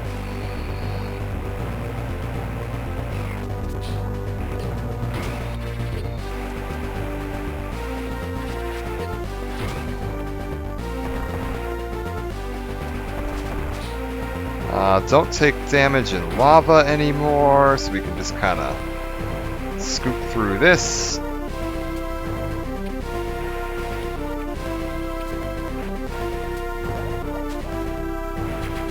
Grab some more free upgrades. Where do we need to get to? I need to get down. Alright, that's fine.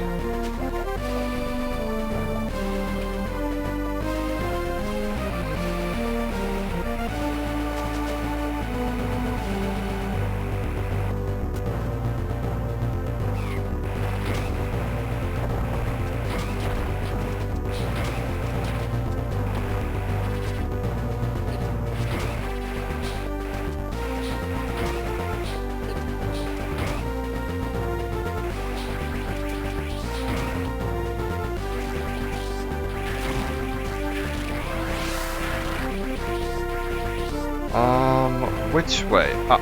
Alright.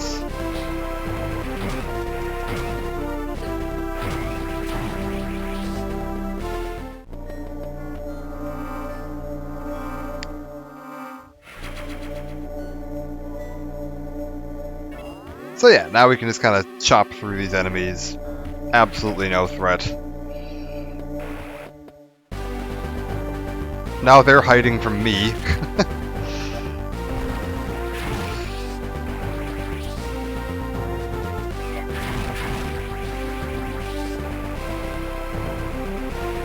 Let's see, if we get back up to here.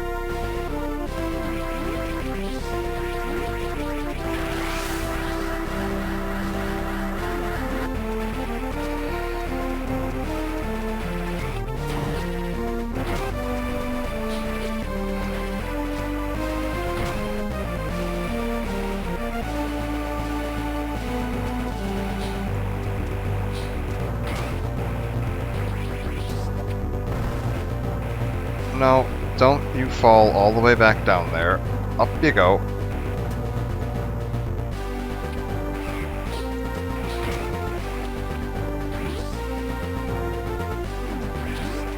Oh, slightly tougher ones. Okay.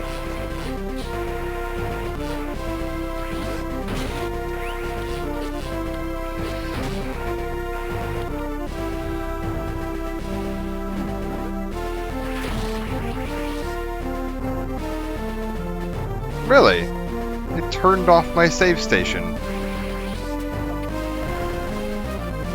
What a bastard.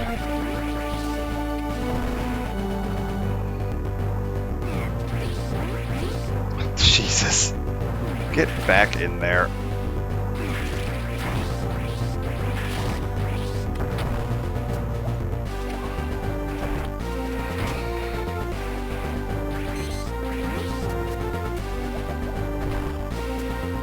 Okay, so I need to go here, jump, throw a bomb, flip up here, pop this door open,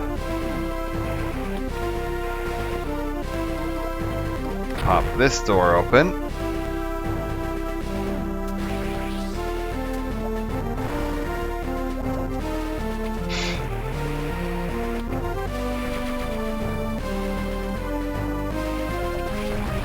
am I right now committing genocide? Yes! Oh, not this time, not just yet.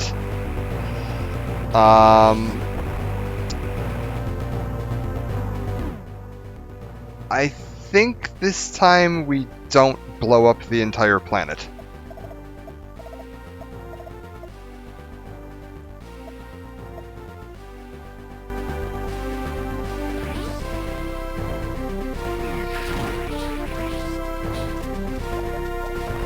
That is not true the next time we come through this planet.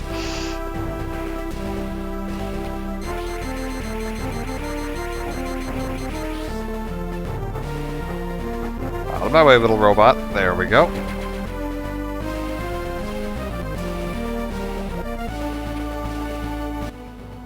Which way do I want to go?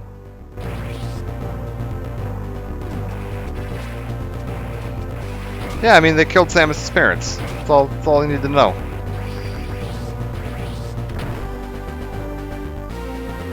Samus is just over here like, you killed my parents, I kill your planet. Seems fair.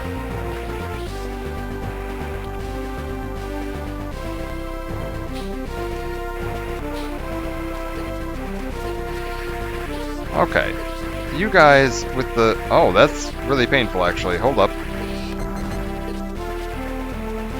I just noticed how much damage I was taking there. We're gonna leave them alone and keep on moving. Let bygones be bygones, I always said.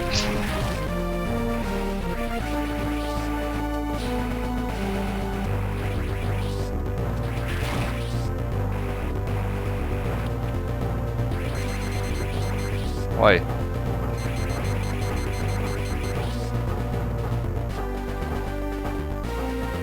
Oh my god, this little robot. You need to move, buddy.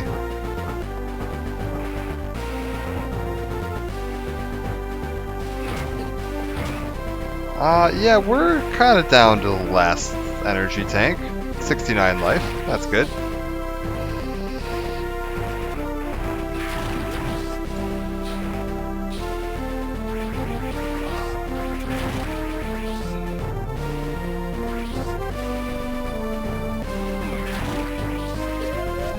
Uh-oh!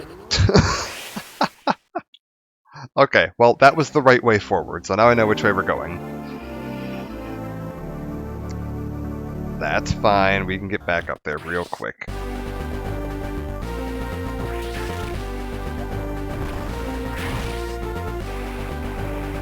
I'm not really too worried about picking up all the upgrades I had there. We'll just kind of get the path forward and head on out of here. I'd go with Xenocide, yeah. That works. I'll have to consult my, like, 40k books. I'm sure there's, like, a chapter in there.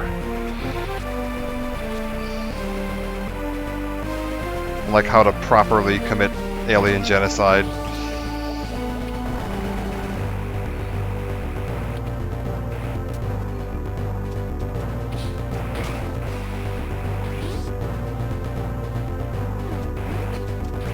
.40k is all about that genocide.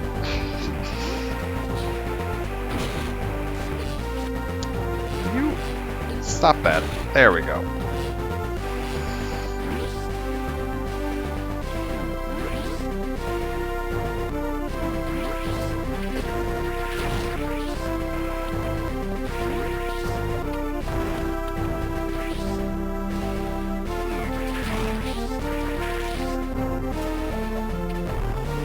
Oh, that's easy. It's just a screw attack. Alright.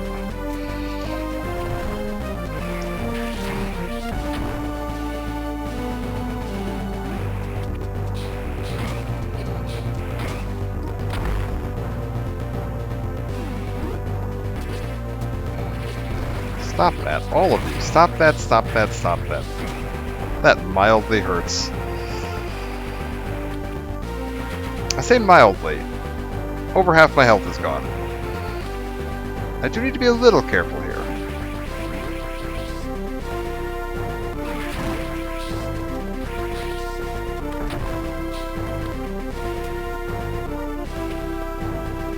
Come on. Come on, little robot.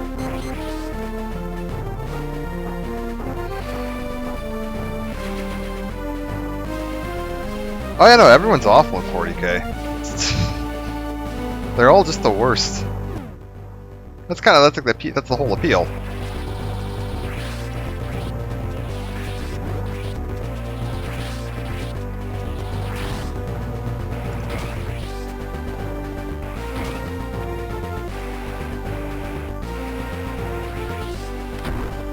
I feel like Commander Farsight and the Farsight Enclave of the Tau, they're probably alright.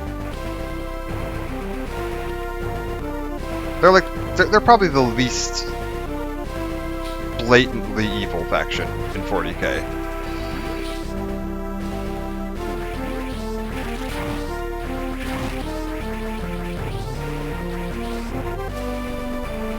They're still, like, a little xenophobic. They're more xenophobic than the rest of the Tau, but they're less evil than the rest of the Tau. Like, the Tau are easily the least xenophobic thing in 40k. They love everybody. They just want to control your brain. As long as you do and think exactly what they say, they'll be anyone's friends.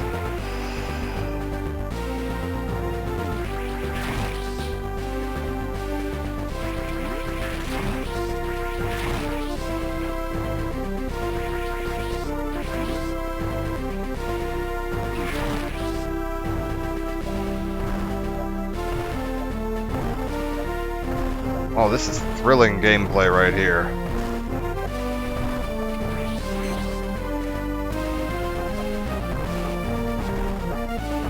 Oh yeah, the bar is very low in 40k.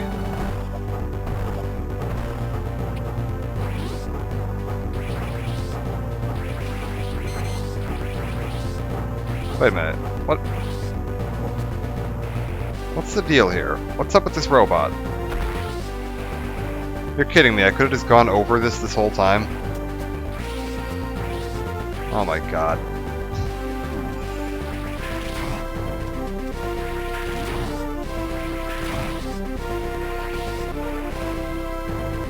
Well...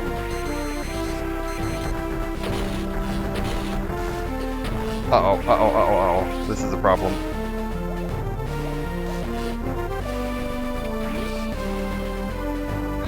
Huh.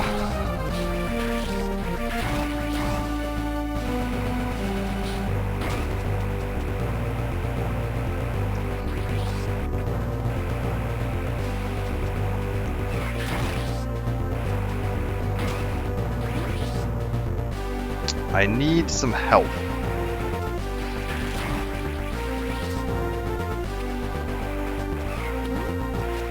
Oh boy. I think the next room over is a save room.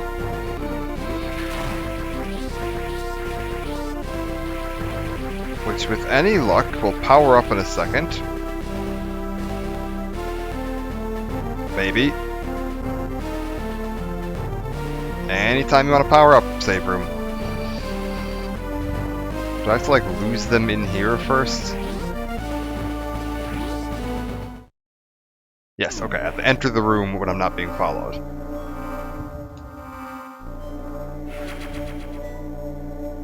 That's true. If I'd gone over the little bomb section, I would have missed all the thrilling bombs.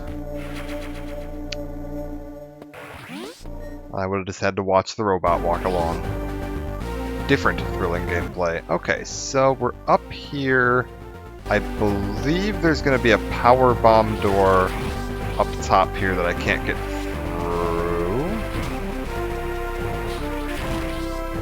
Okay. We're going to investigate that. We're getting very close to the end of the game now. This next couple of rooms is like the end. Final, yeah, power bomb block that I need to get through. Alright, so I need power bombs.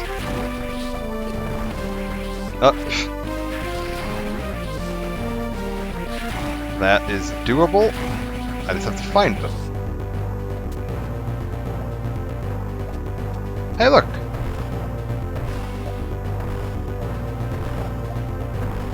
It's my boy with the power bombs.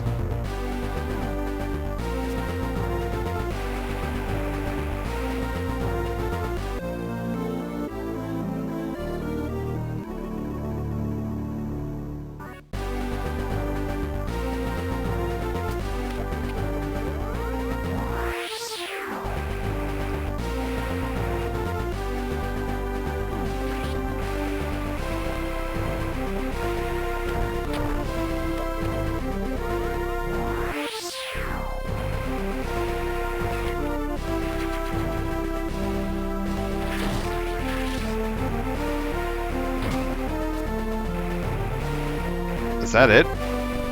But, okay, so I guess we just go back now. At this point, I could now leave this ship and go explore the rest of the planet and get any upgrades that I'd missed. There's a bunch of energy tanks floating around out there somewhere. You know, your energy tanks don't sit like half filled on the second row like that. There's 4 of them I'm missing. Bunch of super missiles, bunch of regular missiles, power bomb expansions, all the little hidden doors and gadgets that I didn't open on the way through here. I can now go and open.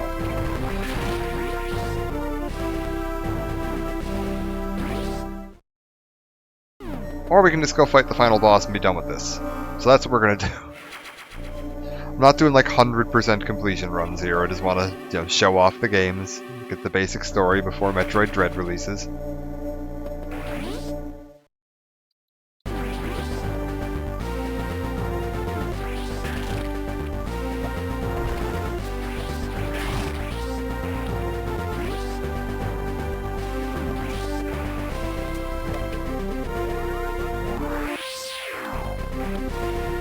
Alright. And through we go.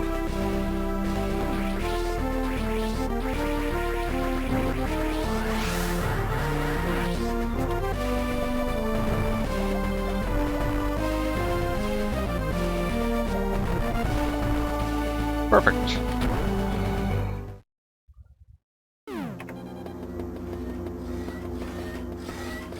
I hear a clanking.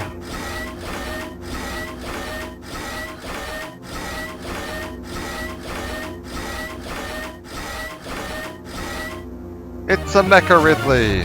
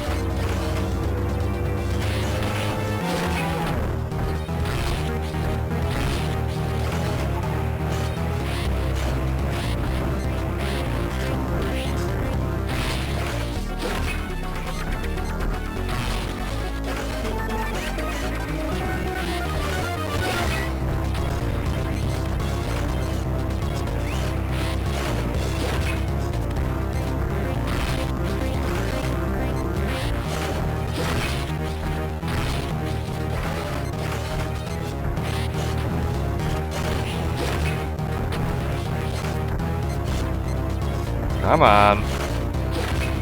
Uh-oh, we're getting a little low on the old health here. Oh, there we go. Switch to some super missiles. Job's done.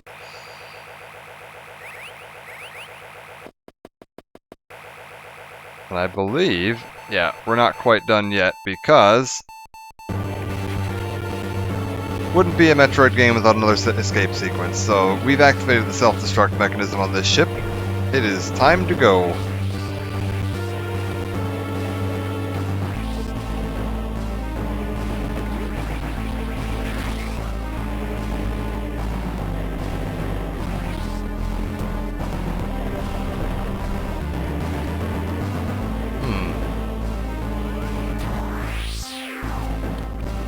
There we go.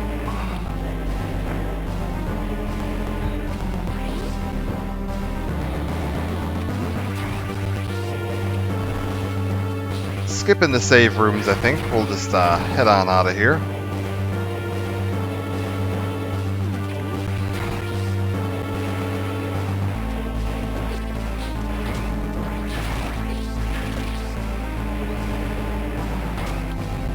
Shouldn't have any trouble getting out of here in time. Our goal is that room we saw with the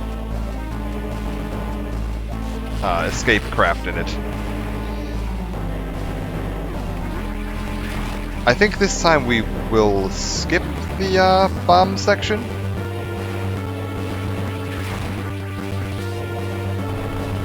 Ah, the speed block. Maybe we won't skip the bomb section. Bomb section sounds great.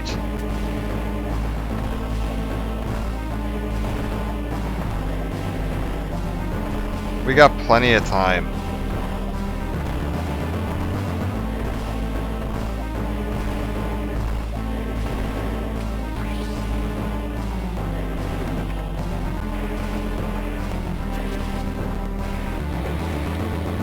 Looks like the point with these space pirates don't seem too concerned. Okay, so across this room and then down. Like, there's a self-destruct timer going on. They're just kind of standing around shooting at me.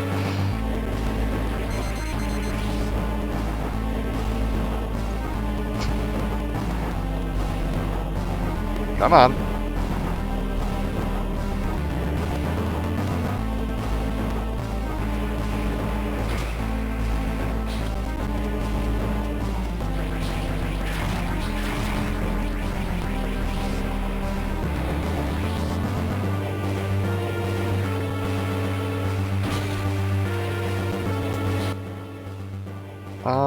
Yeah, we go this way. Alright. And down here.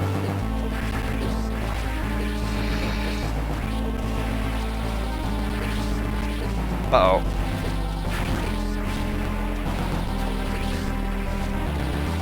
Uh-oh. That's a problem. Oh, are you kidding me? I have to redo that whole fucking Mecha Ridley fight. Oh, that's annoying. Alright, that's fine. We're just gonna use super missiles this time to make it a little faster.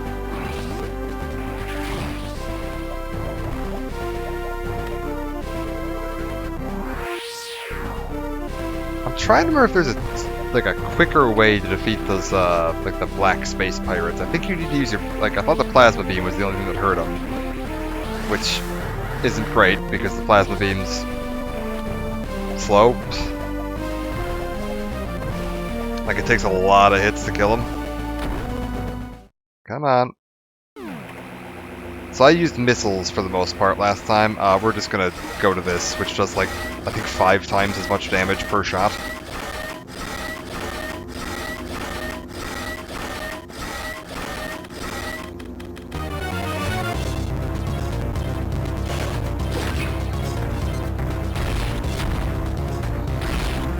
Yeah, there we go.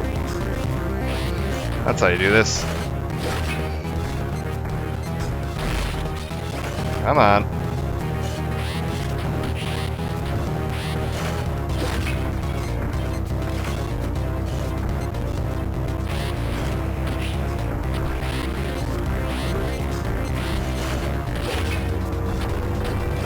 Okay, this is a slight problem.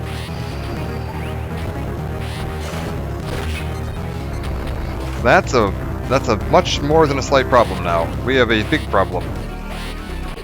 Yeah, okay, that's a serious problem. Alright. Come on.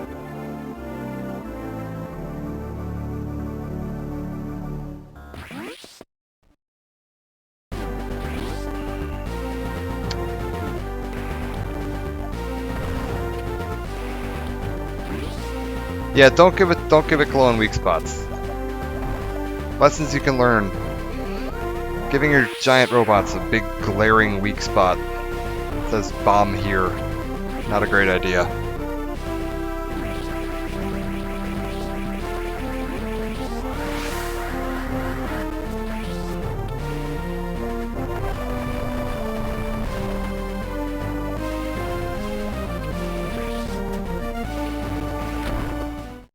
Alright, let's try this again.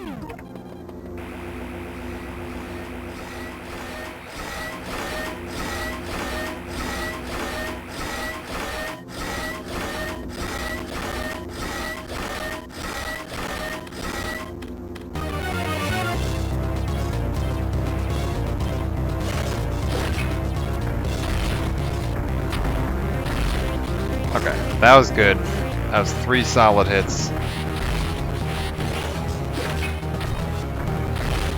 This is really going much better now. There we go. Problem solved.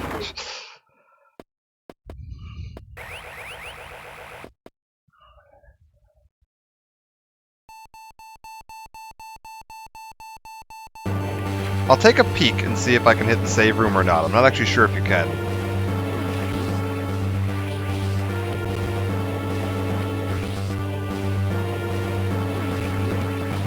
But it's easy enough to check, so we'll just poke our head on over into there on the way out.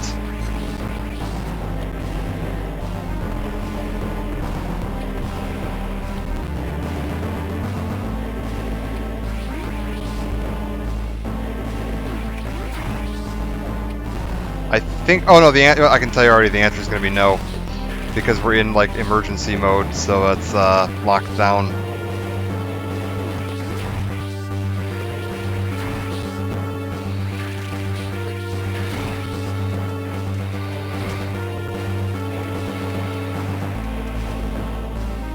Alright, that's fine.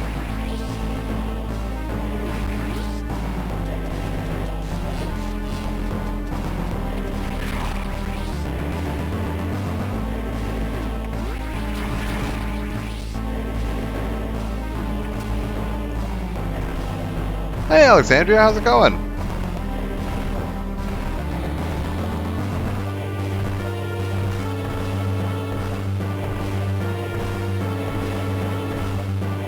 Yeah, you probably don't want... Oh god. That robot looked expensive. And I feel like you don't... Oh, for the love of god. Get out of there.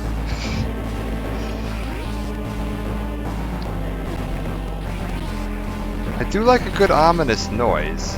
You gotta go for dramatic flair. They really nailed it. Like, if you're just trying to impress your enemies, like, that was the way to go. Giant robot dragon. I mean, come on. Who else has that?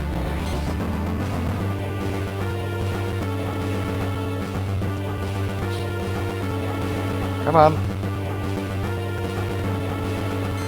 Come on, R2. We gotta get out of here. Alright, bye, R2.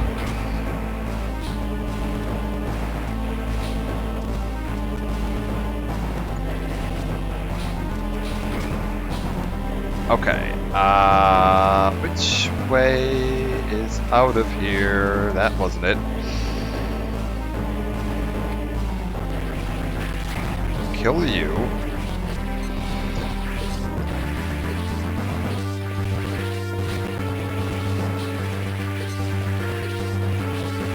Uh-oh. I might be about to die again.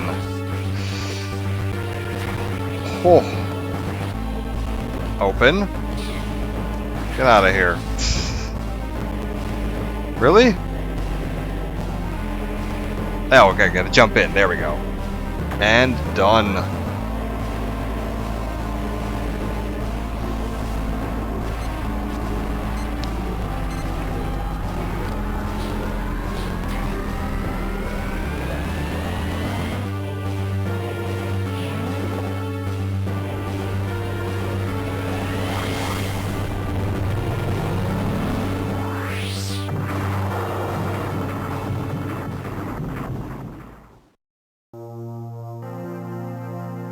And we'll never see that ship again.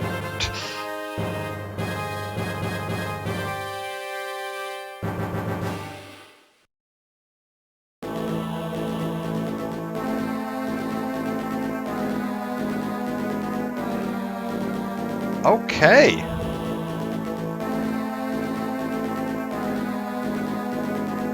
I'll turn this down just a tiny bit here while the credits are rolling.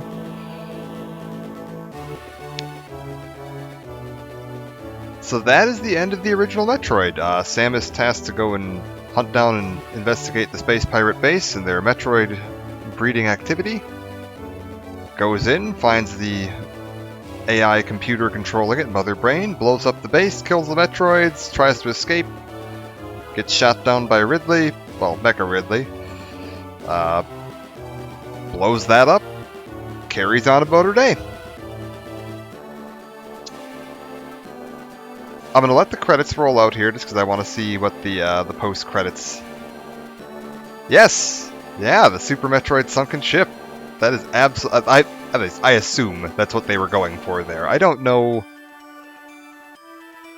I think I've read somewhere that there's some, like, canon thing that's not what that's supposed to be, but, like, I don't know. In my head, that's what it is. The sunken ship that you're seeing in Super Metroid is absolutely that Ridley's ship. Makes the most sense to me.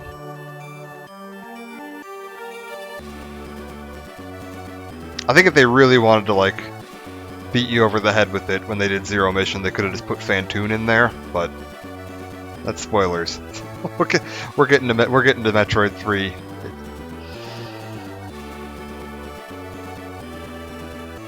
And hello, Orbus. How's it going? And I don't know what I actually have no idea what my final time is going to be here. Because the time is one of the big things that determines your little end card sequence thing. And your item collection percentage, which is going to be terrible, but... There you go. And a little carving from when Samus was a kid. Bird Dad. Bird Dad and Bird Mom.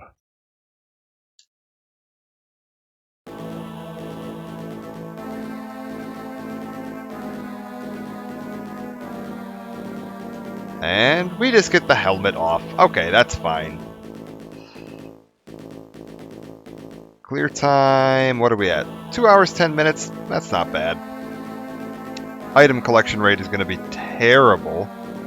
Yeah, 55%. I barely did anything. I didn't do a single Shine Spark puzzle. Because goddamn, the Shine Spark puzzles in Zero Mission are just the most awful thing to try to do.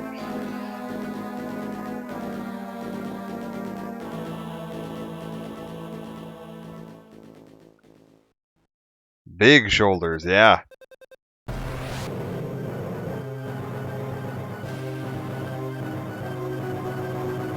And there you go. That's the end of Zero Mission.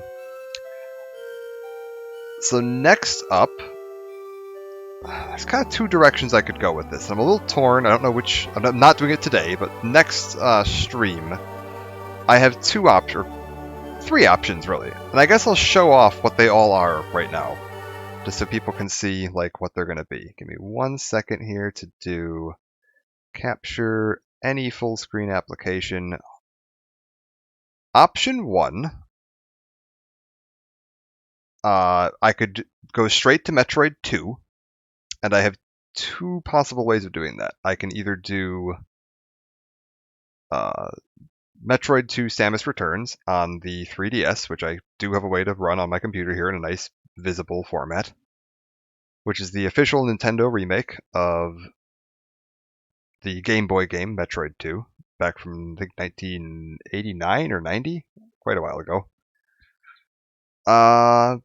That's a good game. It's going to be the most similar to Metroid Dread, which is the one coming up in a few weeks here.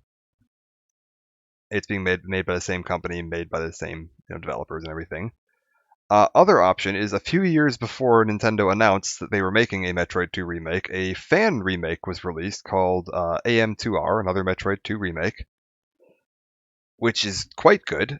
And I also have that. I have the full version of that. So I guess I'll show you real quick just what they look like. We'll go ahead and launch you. And play.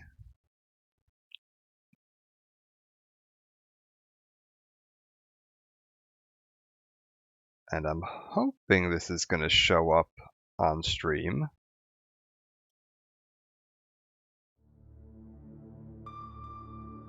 If I tab over, yeah, okay, we can see it. Let me just recenter it real quick because it decided to center itself in a strange spot. There we go.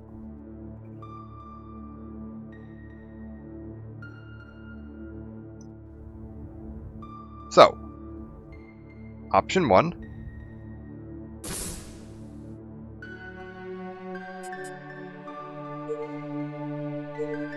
I'll show what this looks like just so you can get an idea.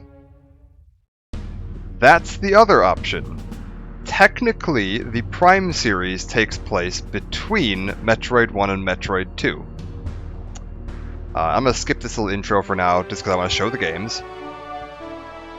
However, I know quite a few fans of the Metroid series consider the Prime games like non-canon. And so I personally love them. I think the Prime games are some of the best Metroid games out there. At least one, Metroid Prime 2, Prime 1 and 2 are. Prime 3 is a little janky, but it's still fine. But I know a lot of fans don't consider them like canon Metroid games, and they're also quite a bit longer than the other Metroid games. Like all the other Metroid games are like under 6 hours, and I think all of the Prime games are over like 12. So this is a quick little look. Here's AM2R. This is the fan-made one. This was entirely made from the ground up by a group of fans.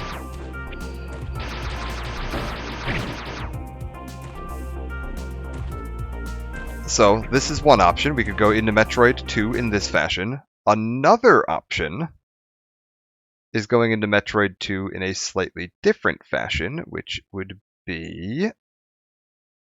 beep boop.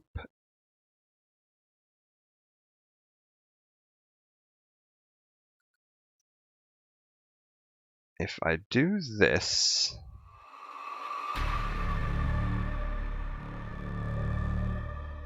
Let's see if I can get this to pick up.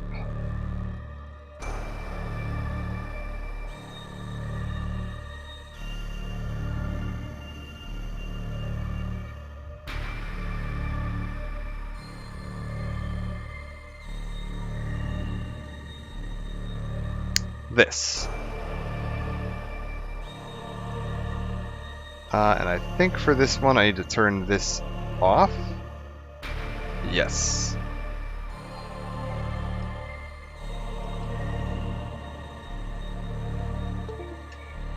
Sorry, gotta play around my controller a little bit here. Do I need to restart this now because of that? I probably do. Exit that. No. Yes.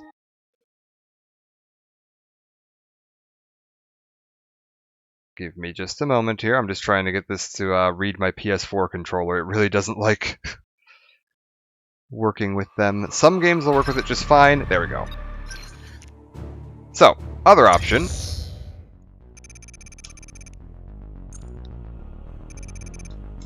Just gonna skip through the story real quick here. Is playing through Metroid 2.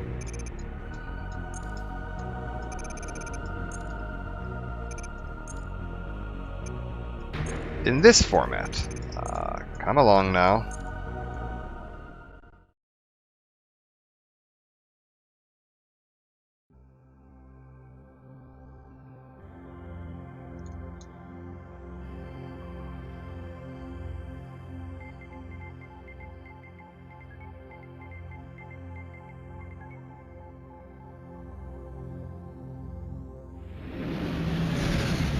And the reason I would suggest potentially skipping the Prime series right now and going on to the Metroid 2 is that these are all much shorter.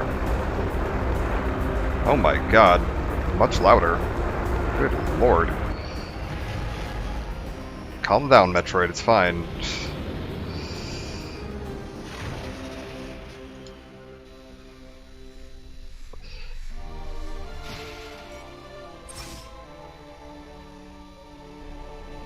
Oh, it's very colorful. This is a really beautiful game.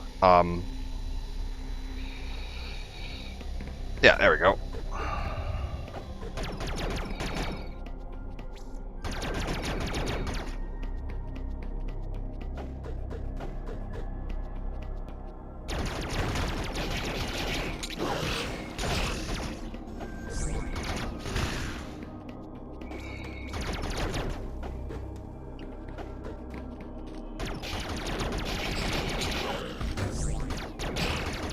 But yeah, we've got this option, which is a bit more of a fast kind of action adventure.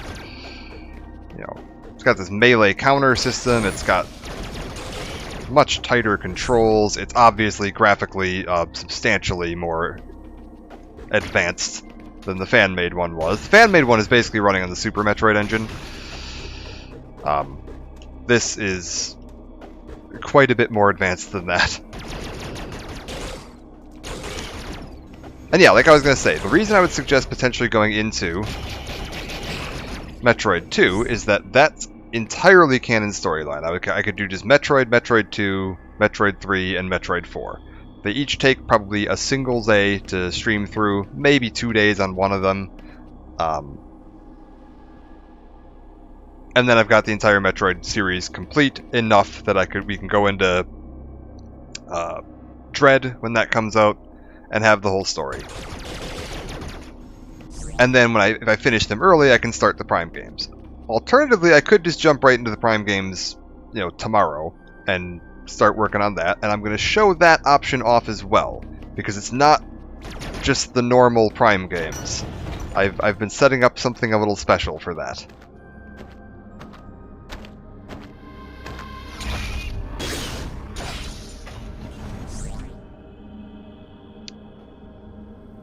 So yeah, option 2, Samus Returns, the official Nintendo remake of Metroid 2. Option 3 is jumping into the Prime games, and give me just a moment to get this set up, because I need to go over here and over here, close out of this, and then launch this.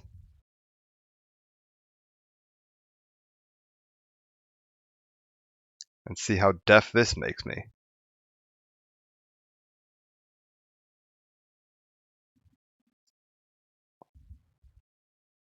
Ah, that could be a slight issue.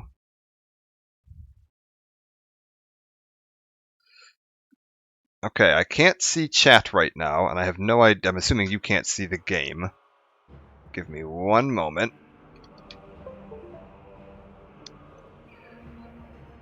Can I turn off full screen?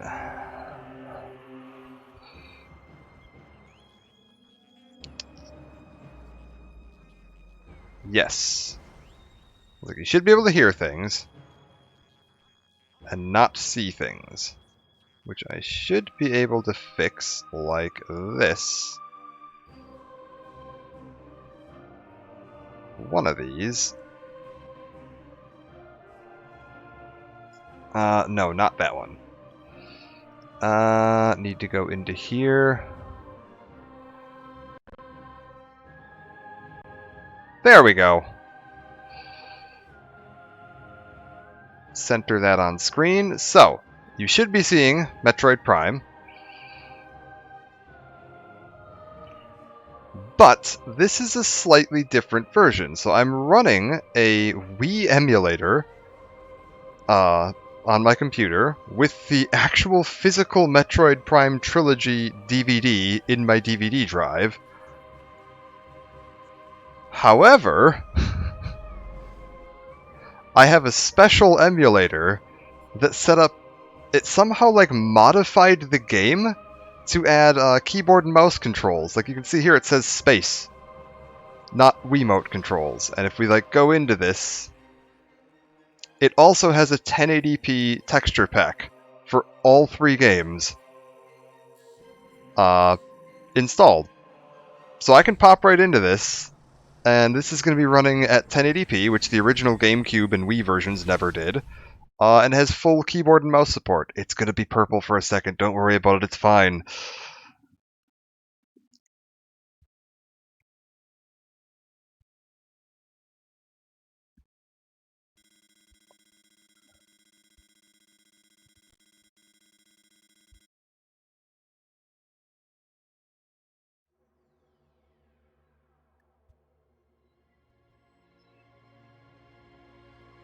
it's a great purple. It's a wonderful purple. I don't know why it happens. It's not supposed to happen.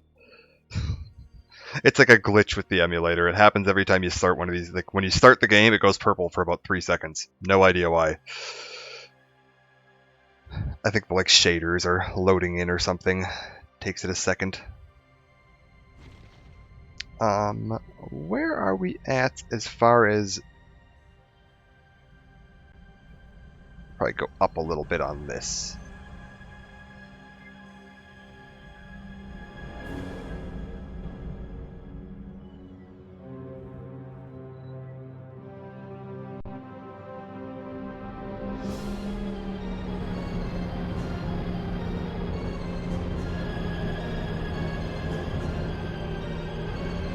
And obviously these are the most graphically impressive of the Metroid games.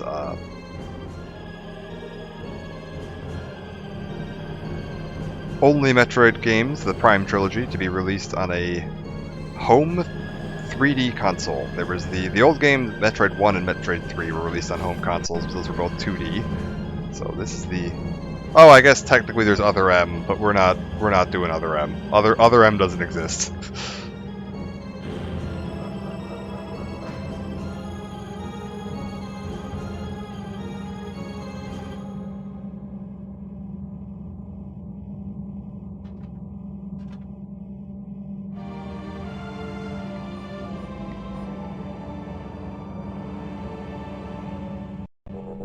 Very shiny suit.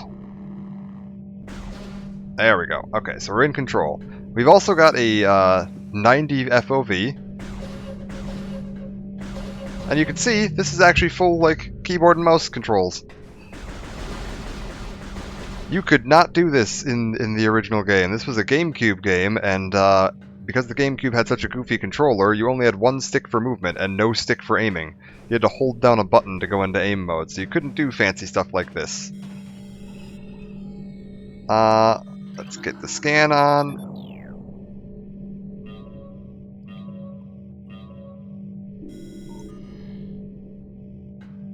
I might turn down the FOV a little bit at some point. This feels a little, like, distorted along the edges. Might bring it down to, like, 85, maybe.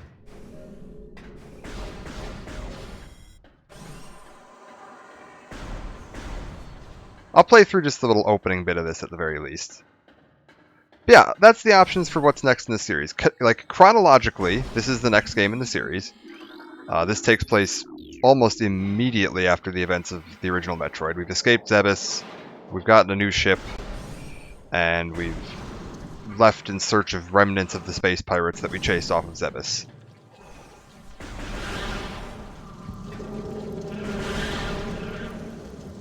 I'm skipping all the little... There's a bunch of... So, one of the neat mechanics in this is a little scan visor. You can just kind of go around and be like, hey look, a space pirate. And it'll tell you, space pirate, death caused by acidic burns to the body, chemical type unknown. Yeah, that tracks. What else do we got here? We've got some kind of giant bug. Morphology unknown, info, high levels of radiation detected. Analysis shows incredibly large muscle structures surrounding the jaw area. Fluid sacs containing acid are also detected. I'm gonna guess that if we put this and this together, we would find a match.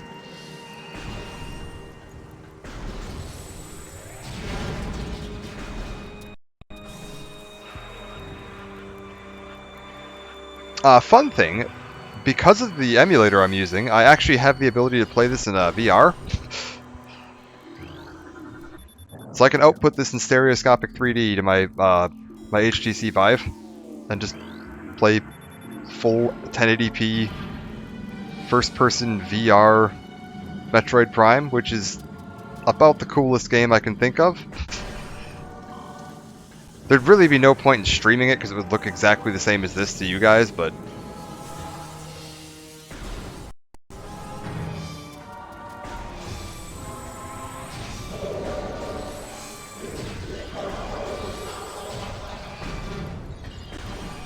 Also, I have a feeling some of the bits of this would make me incredibly motion sick.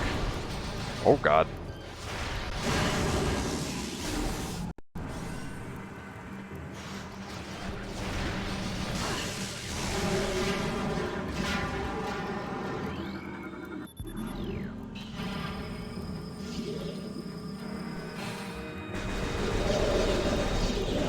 Yeah, adding a webcam to me playing this would just be a webcam of me getting horrendously nauseous. Like, this much fast movement where my body's not doing the movement and, you know, all the jumping around. Oh god, that would be a nightmare. Not to mention this. Oh man, this would be awful. Like, experiencing this in VR, that is not a sensation you're supposed to be doing.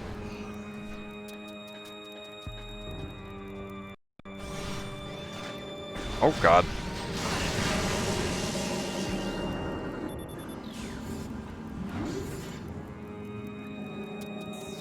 So I think I'll just play through the first little bit of this, and so thoughts. Does anybody have any ideas, preferences? You're like, oh, I'd really like to see Samus Returns, or I'd really like to see that fan-made one, or like, yeah, just go straight into Prime. Like my arguments, my pros and cons for each. Samus Returns, the Nintendo official one. If I go into that, I'm just doing all 4 of the Nintendo official Metroid games, because all 4 of those were made just by in-house Nintendo studios. It's Samus Returns is also made by the same studio that's making Dread, so that would be you know, a nice bit of consistency there for when we get to Dread. You get a little preview of what that's going to be like. I don't entirely care for the like level design in Samus Returns. I think Samus Returns was a little too linear, I guess. Like, Metroid games are at their best when you have a lot of options and you kind of choose where you want to go and, you know, solve puzzles and shortcut, and Samus Returns doesn't really allow that a lot, which is a bit of a downside. But, again, also the most modern and still a fun game. AM2R is one of the best, like, open world, you know, free-flowing Metroid games out there. It's great. It's not official. Technically, Nintendo doesn't like that exists. There are many takedown orders on the existence of that game. I'm fine streaming it, like, I just can't upload it or tell you where to find it yourself. And yeah, it's not technically like an official take on Prime, or not Prime 2, Metroid 2. And then the Prime series, fun. Obviously a very different experience to the 2D Metroid games. And I know some people that like swear, they're like, oh no, this isn't supposed to be canon. Oh, Samus Returns is by and far the longest 2D Metroid. It's so much longer than all of the other ones. And that's, I think, part of why I get a little annoyed with it, is that, like, for how linear it is, it's also the longest game, so it's just it just keeps on going. You don't really get to do, like, backtracking and item discovery until the very, very end of the game, which is a bit rough. But yeah, I've kind of tried to pick the best way to play each of these games, so, like, I have the emulator set up for Samus Returns, which lets me do some nice controller stuff. I technically can stream off my 3DS, but it's A, visually jankier, and B, the controls are a little crap.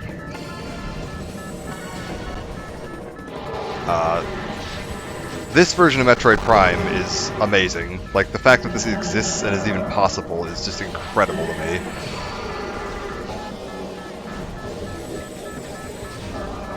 Like, this feels like I'm playing Doom right now, but it's Metroid Prime.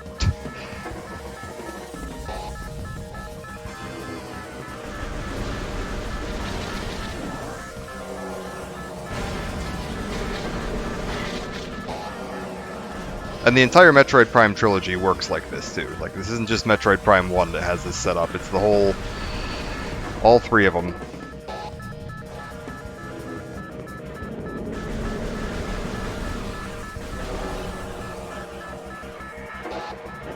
Someone say Doom. Yes, hello.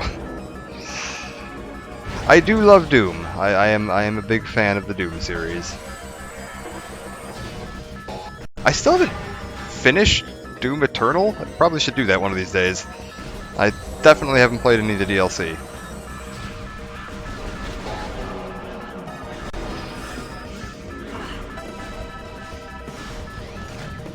I was spending a bunch of time, like, recently playing Brutal Doom. That's real fun.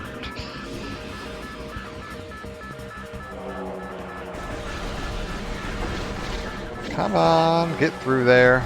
Ta-da, we did it. Oh, there's bugs.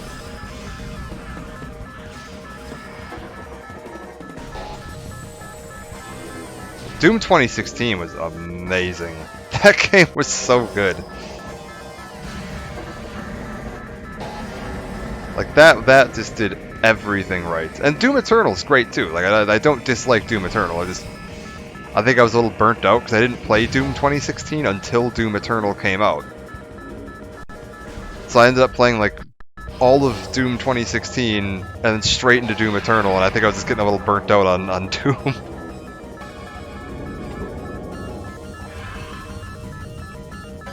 And it's a boy!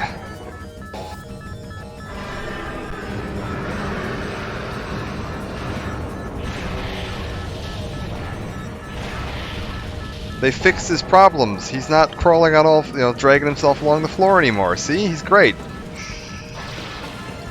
Still has a giant glowing weak spot in his chest, but it's fine.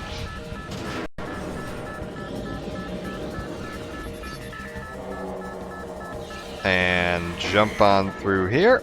And let's get rid of those big shoulders, shall we?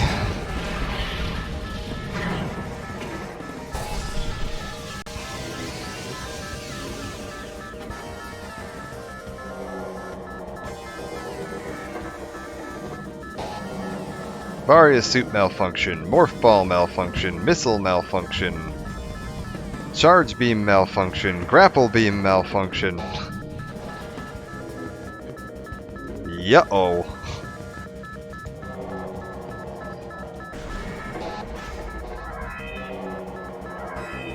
Let me out of here. I've only got 4 minutes to escape the station. What'll I do?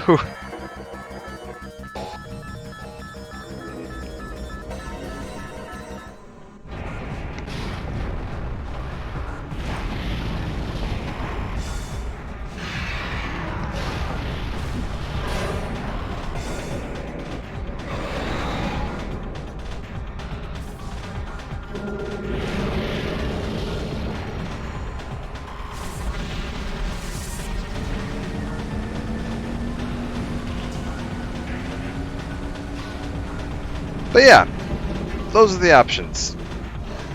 Jump into the Prime Trilogy, jump into AM2R, or jump into Samus Returns.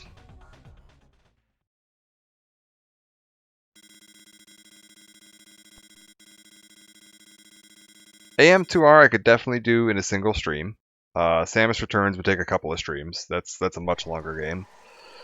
Prime is gonna be... Oh, man, each game is probably gonna take at least a full week of streaming a couple hours every night to finish. They're 12 to 20 hour games a piece.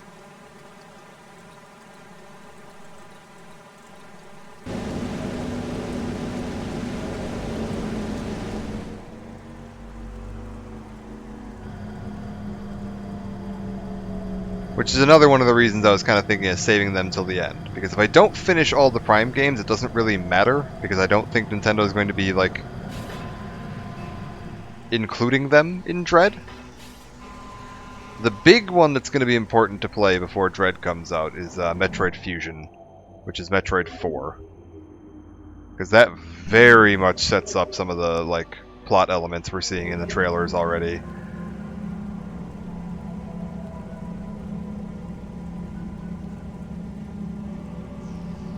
And for Fusion, you really ought to play Metroid 2. Because Fusion very much kind of picks up on a loose thread from the end of Metroid 2. And if you're going to play Metroid 2, you really should play Super Metroid, because they lead right into each other. Like, Metroid 2 it finishes about 5 minutes before the start of Super Metroid.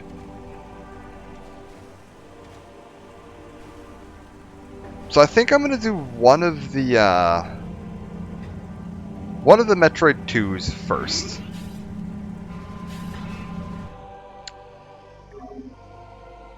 Probably Samus Returns. I think we'll probably do Samus Returns first. And then Samus Returns into Super Metroid into Fusion, I think is the plan. And then we can jump back to do the Prime series. Because the Prime series is just sort of... It sits in between Metroid 1 and 2 in the timeline. Like, there's some free time where Samus isn't really doing anything between Metroid 1 and 2. From 2 into 3, it is very quick.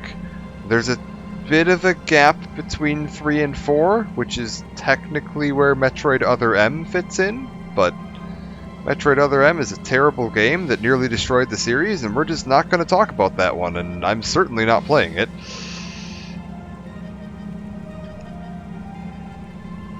So yeah, I think we'll probably just do 2, 3, 4, and then we'll come back for the Prime series as a little time killer.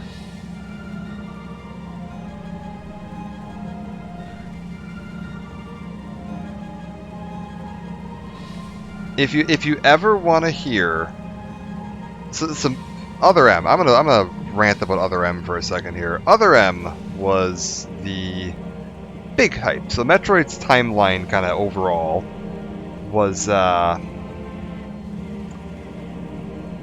had Metroid released in 1986, Metroid 2 around 1990, Metroid 3 1994, so about every 4 years, and then there was a big gap. I say big gap, but about 8-9 years before this came out, Metroid Prime. And this was launched on the same day as Metroid 4 on the Game Boy Advance, Metroid Fusion. So then, after about 8-year gap there, which was kind of big, the dark age of Metroid, no games coming out, we had Metroid Fusion and Prime come out. Then we had Prime 2, Prime 3, there was Metroid Pinball, there was Metroid Prime Hunters, which is a first-person shooter on the 3DS. You had... there was another one in there somewhere. I don't remember what it was. Whatever. I had all of them coming out. Big, that was all between like up until like 2007. So you had this huge rush of Metroid games from like 2002 to 2007. You were getting multiple Metroid games a year for a while. There was really like the golden age of this series. And then in like 2007, there wasn't anything on the horizon for a little bit, and it was like, okay, that's fine. We've had a lot of good Metroid games. Oh yeah, graphically impressive for sure. But like, okay, 2007 comes around, we've had a bunch of good Metroid games. There's nothing really slated right now, but we're like, you know what, that's fine. We've got all these great games. And then they announced that they were doing a new game, which was Metroid... Oh, how do you do this? One sec. There's a thing I can do if I can cheat it. Oh god, am I going to be able to do this?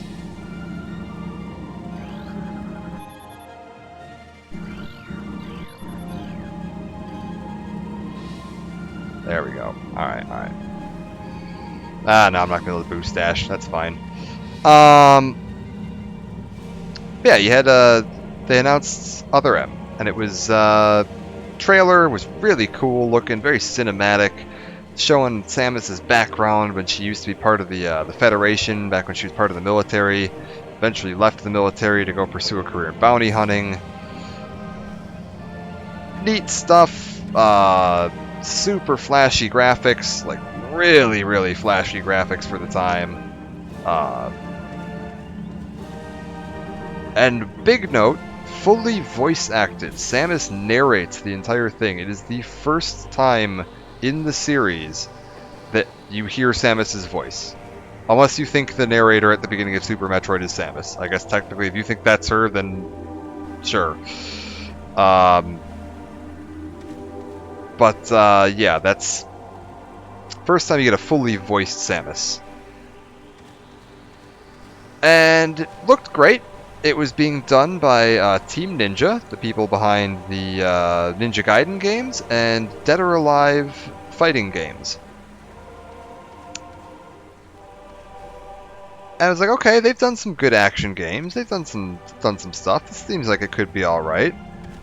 And then you start playing it, and they just killed it, man. It is the worst thing. The gameplay is abysmal. They tried to go for like a 2.5D/3D hybrid where you kind of... Some rooms are fixed camera 2.5D and some rooms are full open 3D, but you're using the Wiimote, so like you can't control the camera. If you want to use missiles, you have to switch to aiming the Wiimote at the screen, but then you can't move, so you're stuck in place. You can't lock on to targets, so you're just kind of randomly firing at whatever Samus thinks is closest to her. Gameplay's a mess. Again, super linear. There's no deviating from the intended path that I know. I don't think there's a single like sequence break in the game. And then the best part is the plot, which is that Samus is reunited with her former commanding officer from the Federation, and apparently they decided that, you know what they needed? Samus needed to have daddy issues with her former commanding officer, and the team that did, more notably among the other, the other games I mentioned, Dead or Alive Beach Volleyball, decided that they would be the perfect team to write a feminist feminist narrative about Samus's attachment to her commanding officer in lieu of her parents, and how she didn't have a romantic figure in her life, and she couldn't separate her mentor from her romance and love life. It was a mess. And like, there's a plot thing later where a baby Metroid becomes very important to Samus.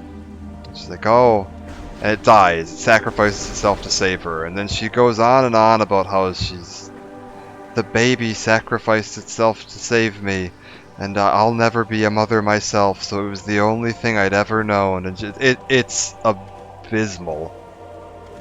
Every other word out of her mouth is the baby. All of the voice acting is done completely flat monotone, which apparently I read somewhere is like, in Japan, speaking in like a perfectly flat monotone with no inflection in your voice is considered to be a very powerful and stoic trait and the sign of a very heroic character. But like, all of the lines that Samus delivers in the game are just completely dead, emotionless nonsense. Which is, it just makes it abysmal to try to listen to. Like, listening to her talk, you're just like, please stop. Just make it text. I don't want to listen to this. I would much rather be reading this, because it's awful listening to it. No fault of the voice actor. Apparently that was entirely, like, the voice direction she was given. I don't blame the voice actress for that at all. And as if that's not, like, enough. So Samus, as we saw there, when you were like, oh, am I committing genocide on the space pirates? And I was like, well, not yet. We haven't blown up their planet yet.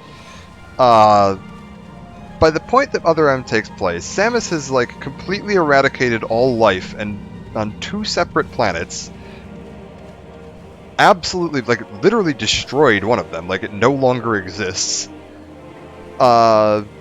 She's killed Ridley, if you count the Prime games and Zero Mission, she's killed Ridley 1, 2, 3, 4, 5. 5 times by Other M. And when she sees Ridley, she has a complete, like, emotional breakdown and just collapses into a heap on the ground crying. Because that's the reaction that seems to be the Samus that we've seen so far. The, like, stoic, hardened warrior, the completely fearless, bounty hunter that's destroyed, like, Ridley 5 feckin' times without a second thought.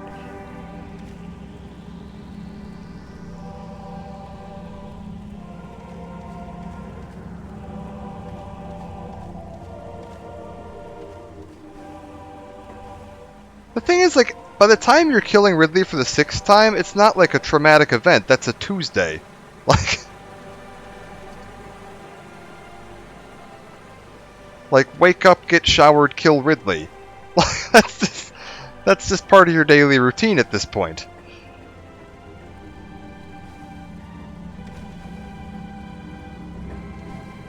I will say this: the new trailer for Metroid Dread. I don't know if this was intentional or not, but they seem to be aware of that issue.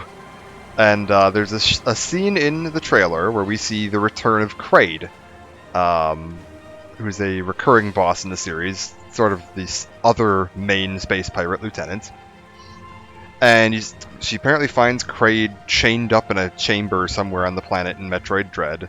And he, like, lunges out and he gets snapped back by the chain, and she doesn't even flinch. She just stands there staring up at him with her gun arm down at her side, charging up a charge shot, like, absolutely unflinching and unmoved by him, like, lunging at her face. And it's like, yes, that's the Samus we know. Like, not threatened by some chained up monster that she's killed 3 other times. It's fine. I'll kill you again. Like, so it does look like Metroid Dread is aware of some of the issues that have occurred in the series and is going to be taking things in the direction that I think most of the fans were looking for. Very optimistic for Dread. Looks like it's going to be quite good. But yeah, I think the plan is we'll do Metroid, Samus Returns, then Super, then Fusion, and then we'll kill some time with the Prime games until Dread comes out. Art direction and everything in Dread looks awesome too. All the new suits and the new environments and weapons and enemies look quite good. They are all looking quite well done. But yeah, call it apart for here for now, and then next time we'll be back with Samus Returns on the 3DS. Thank you for joining, and I will see you guys all later.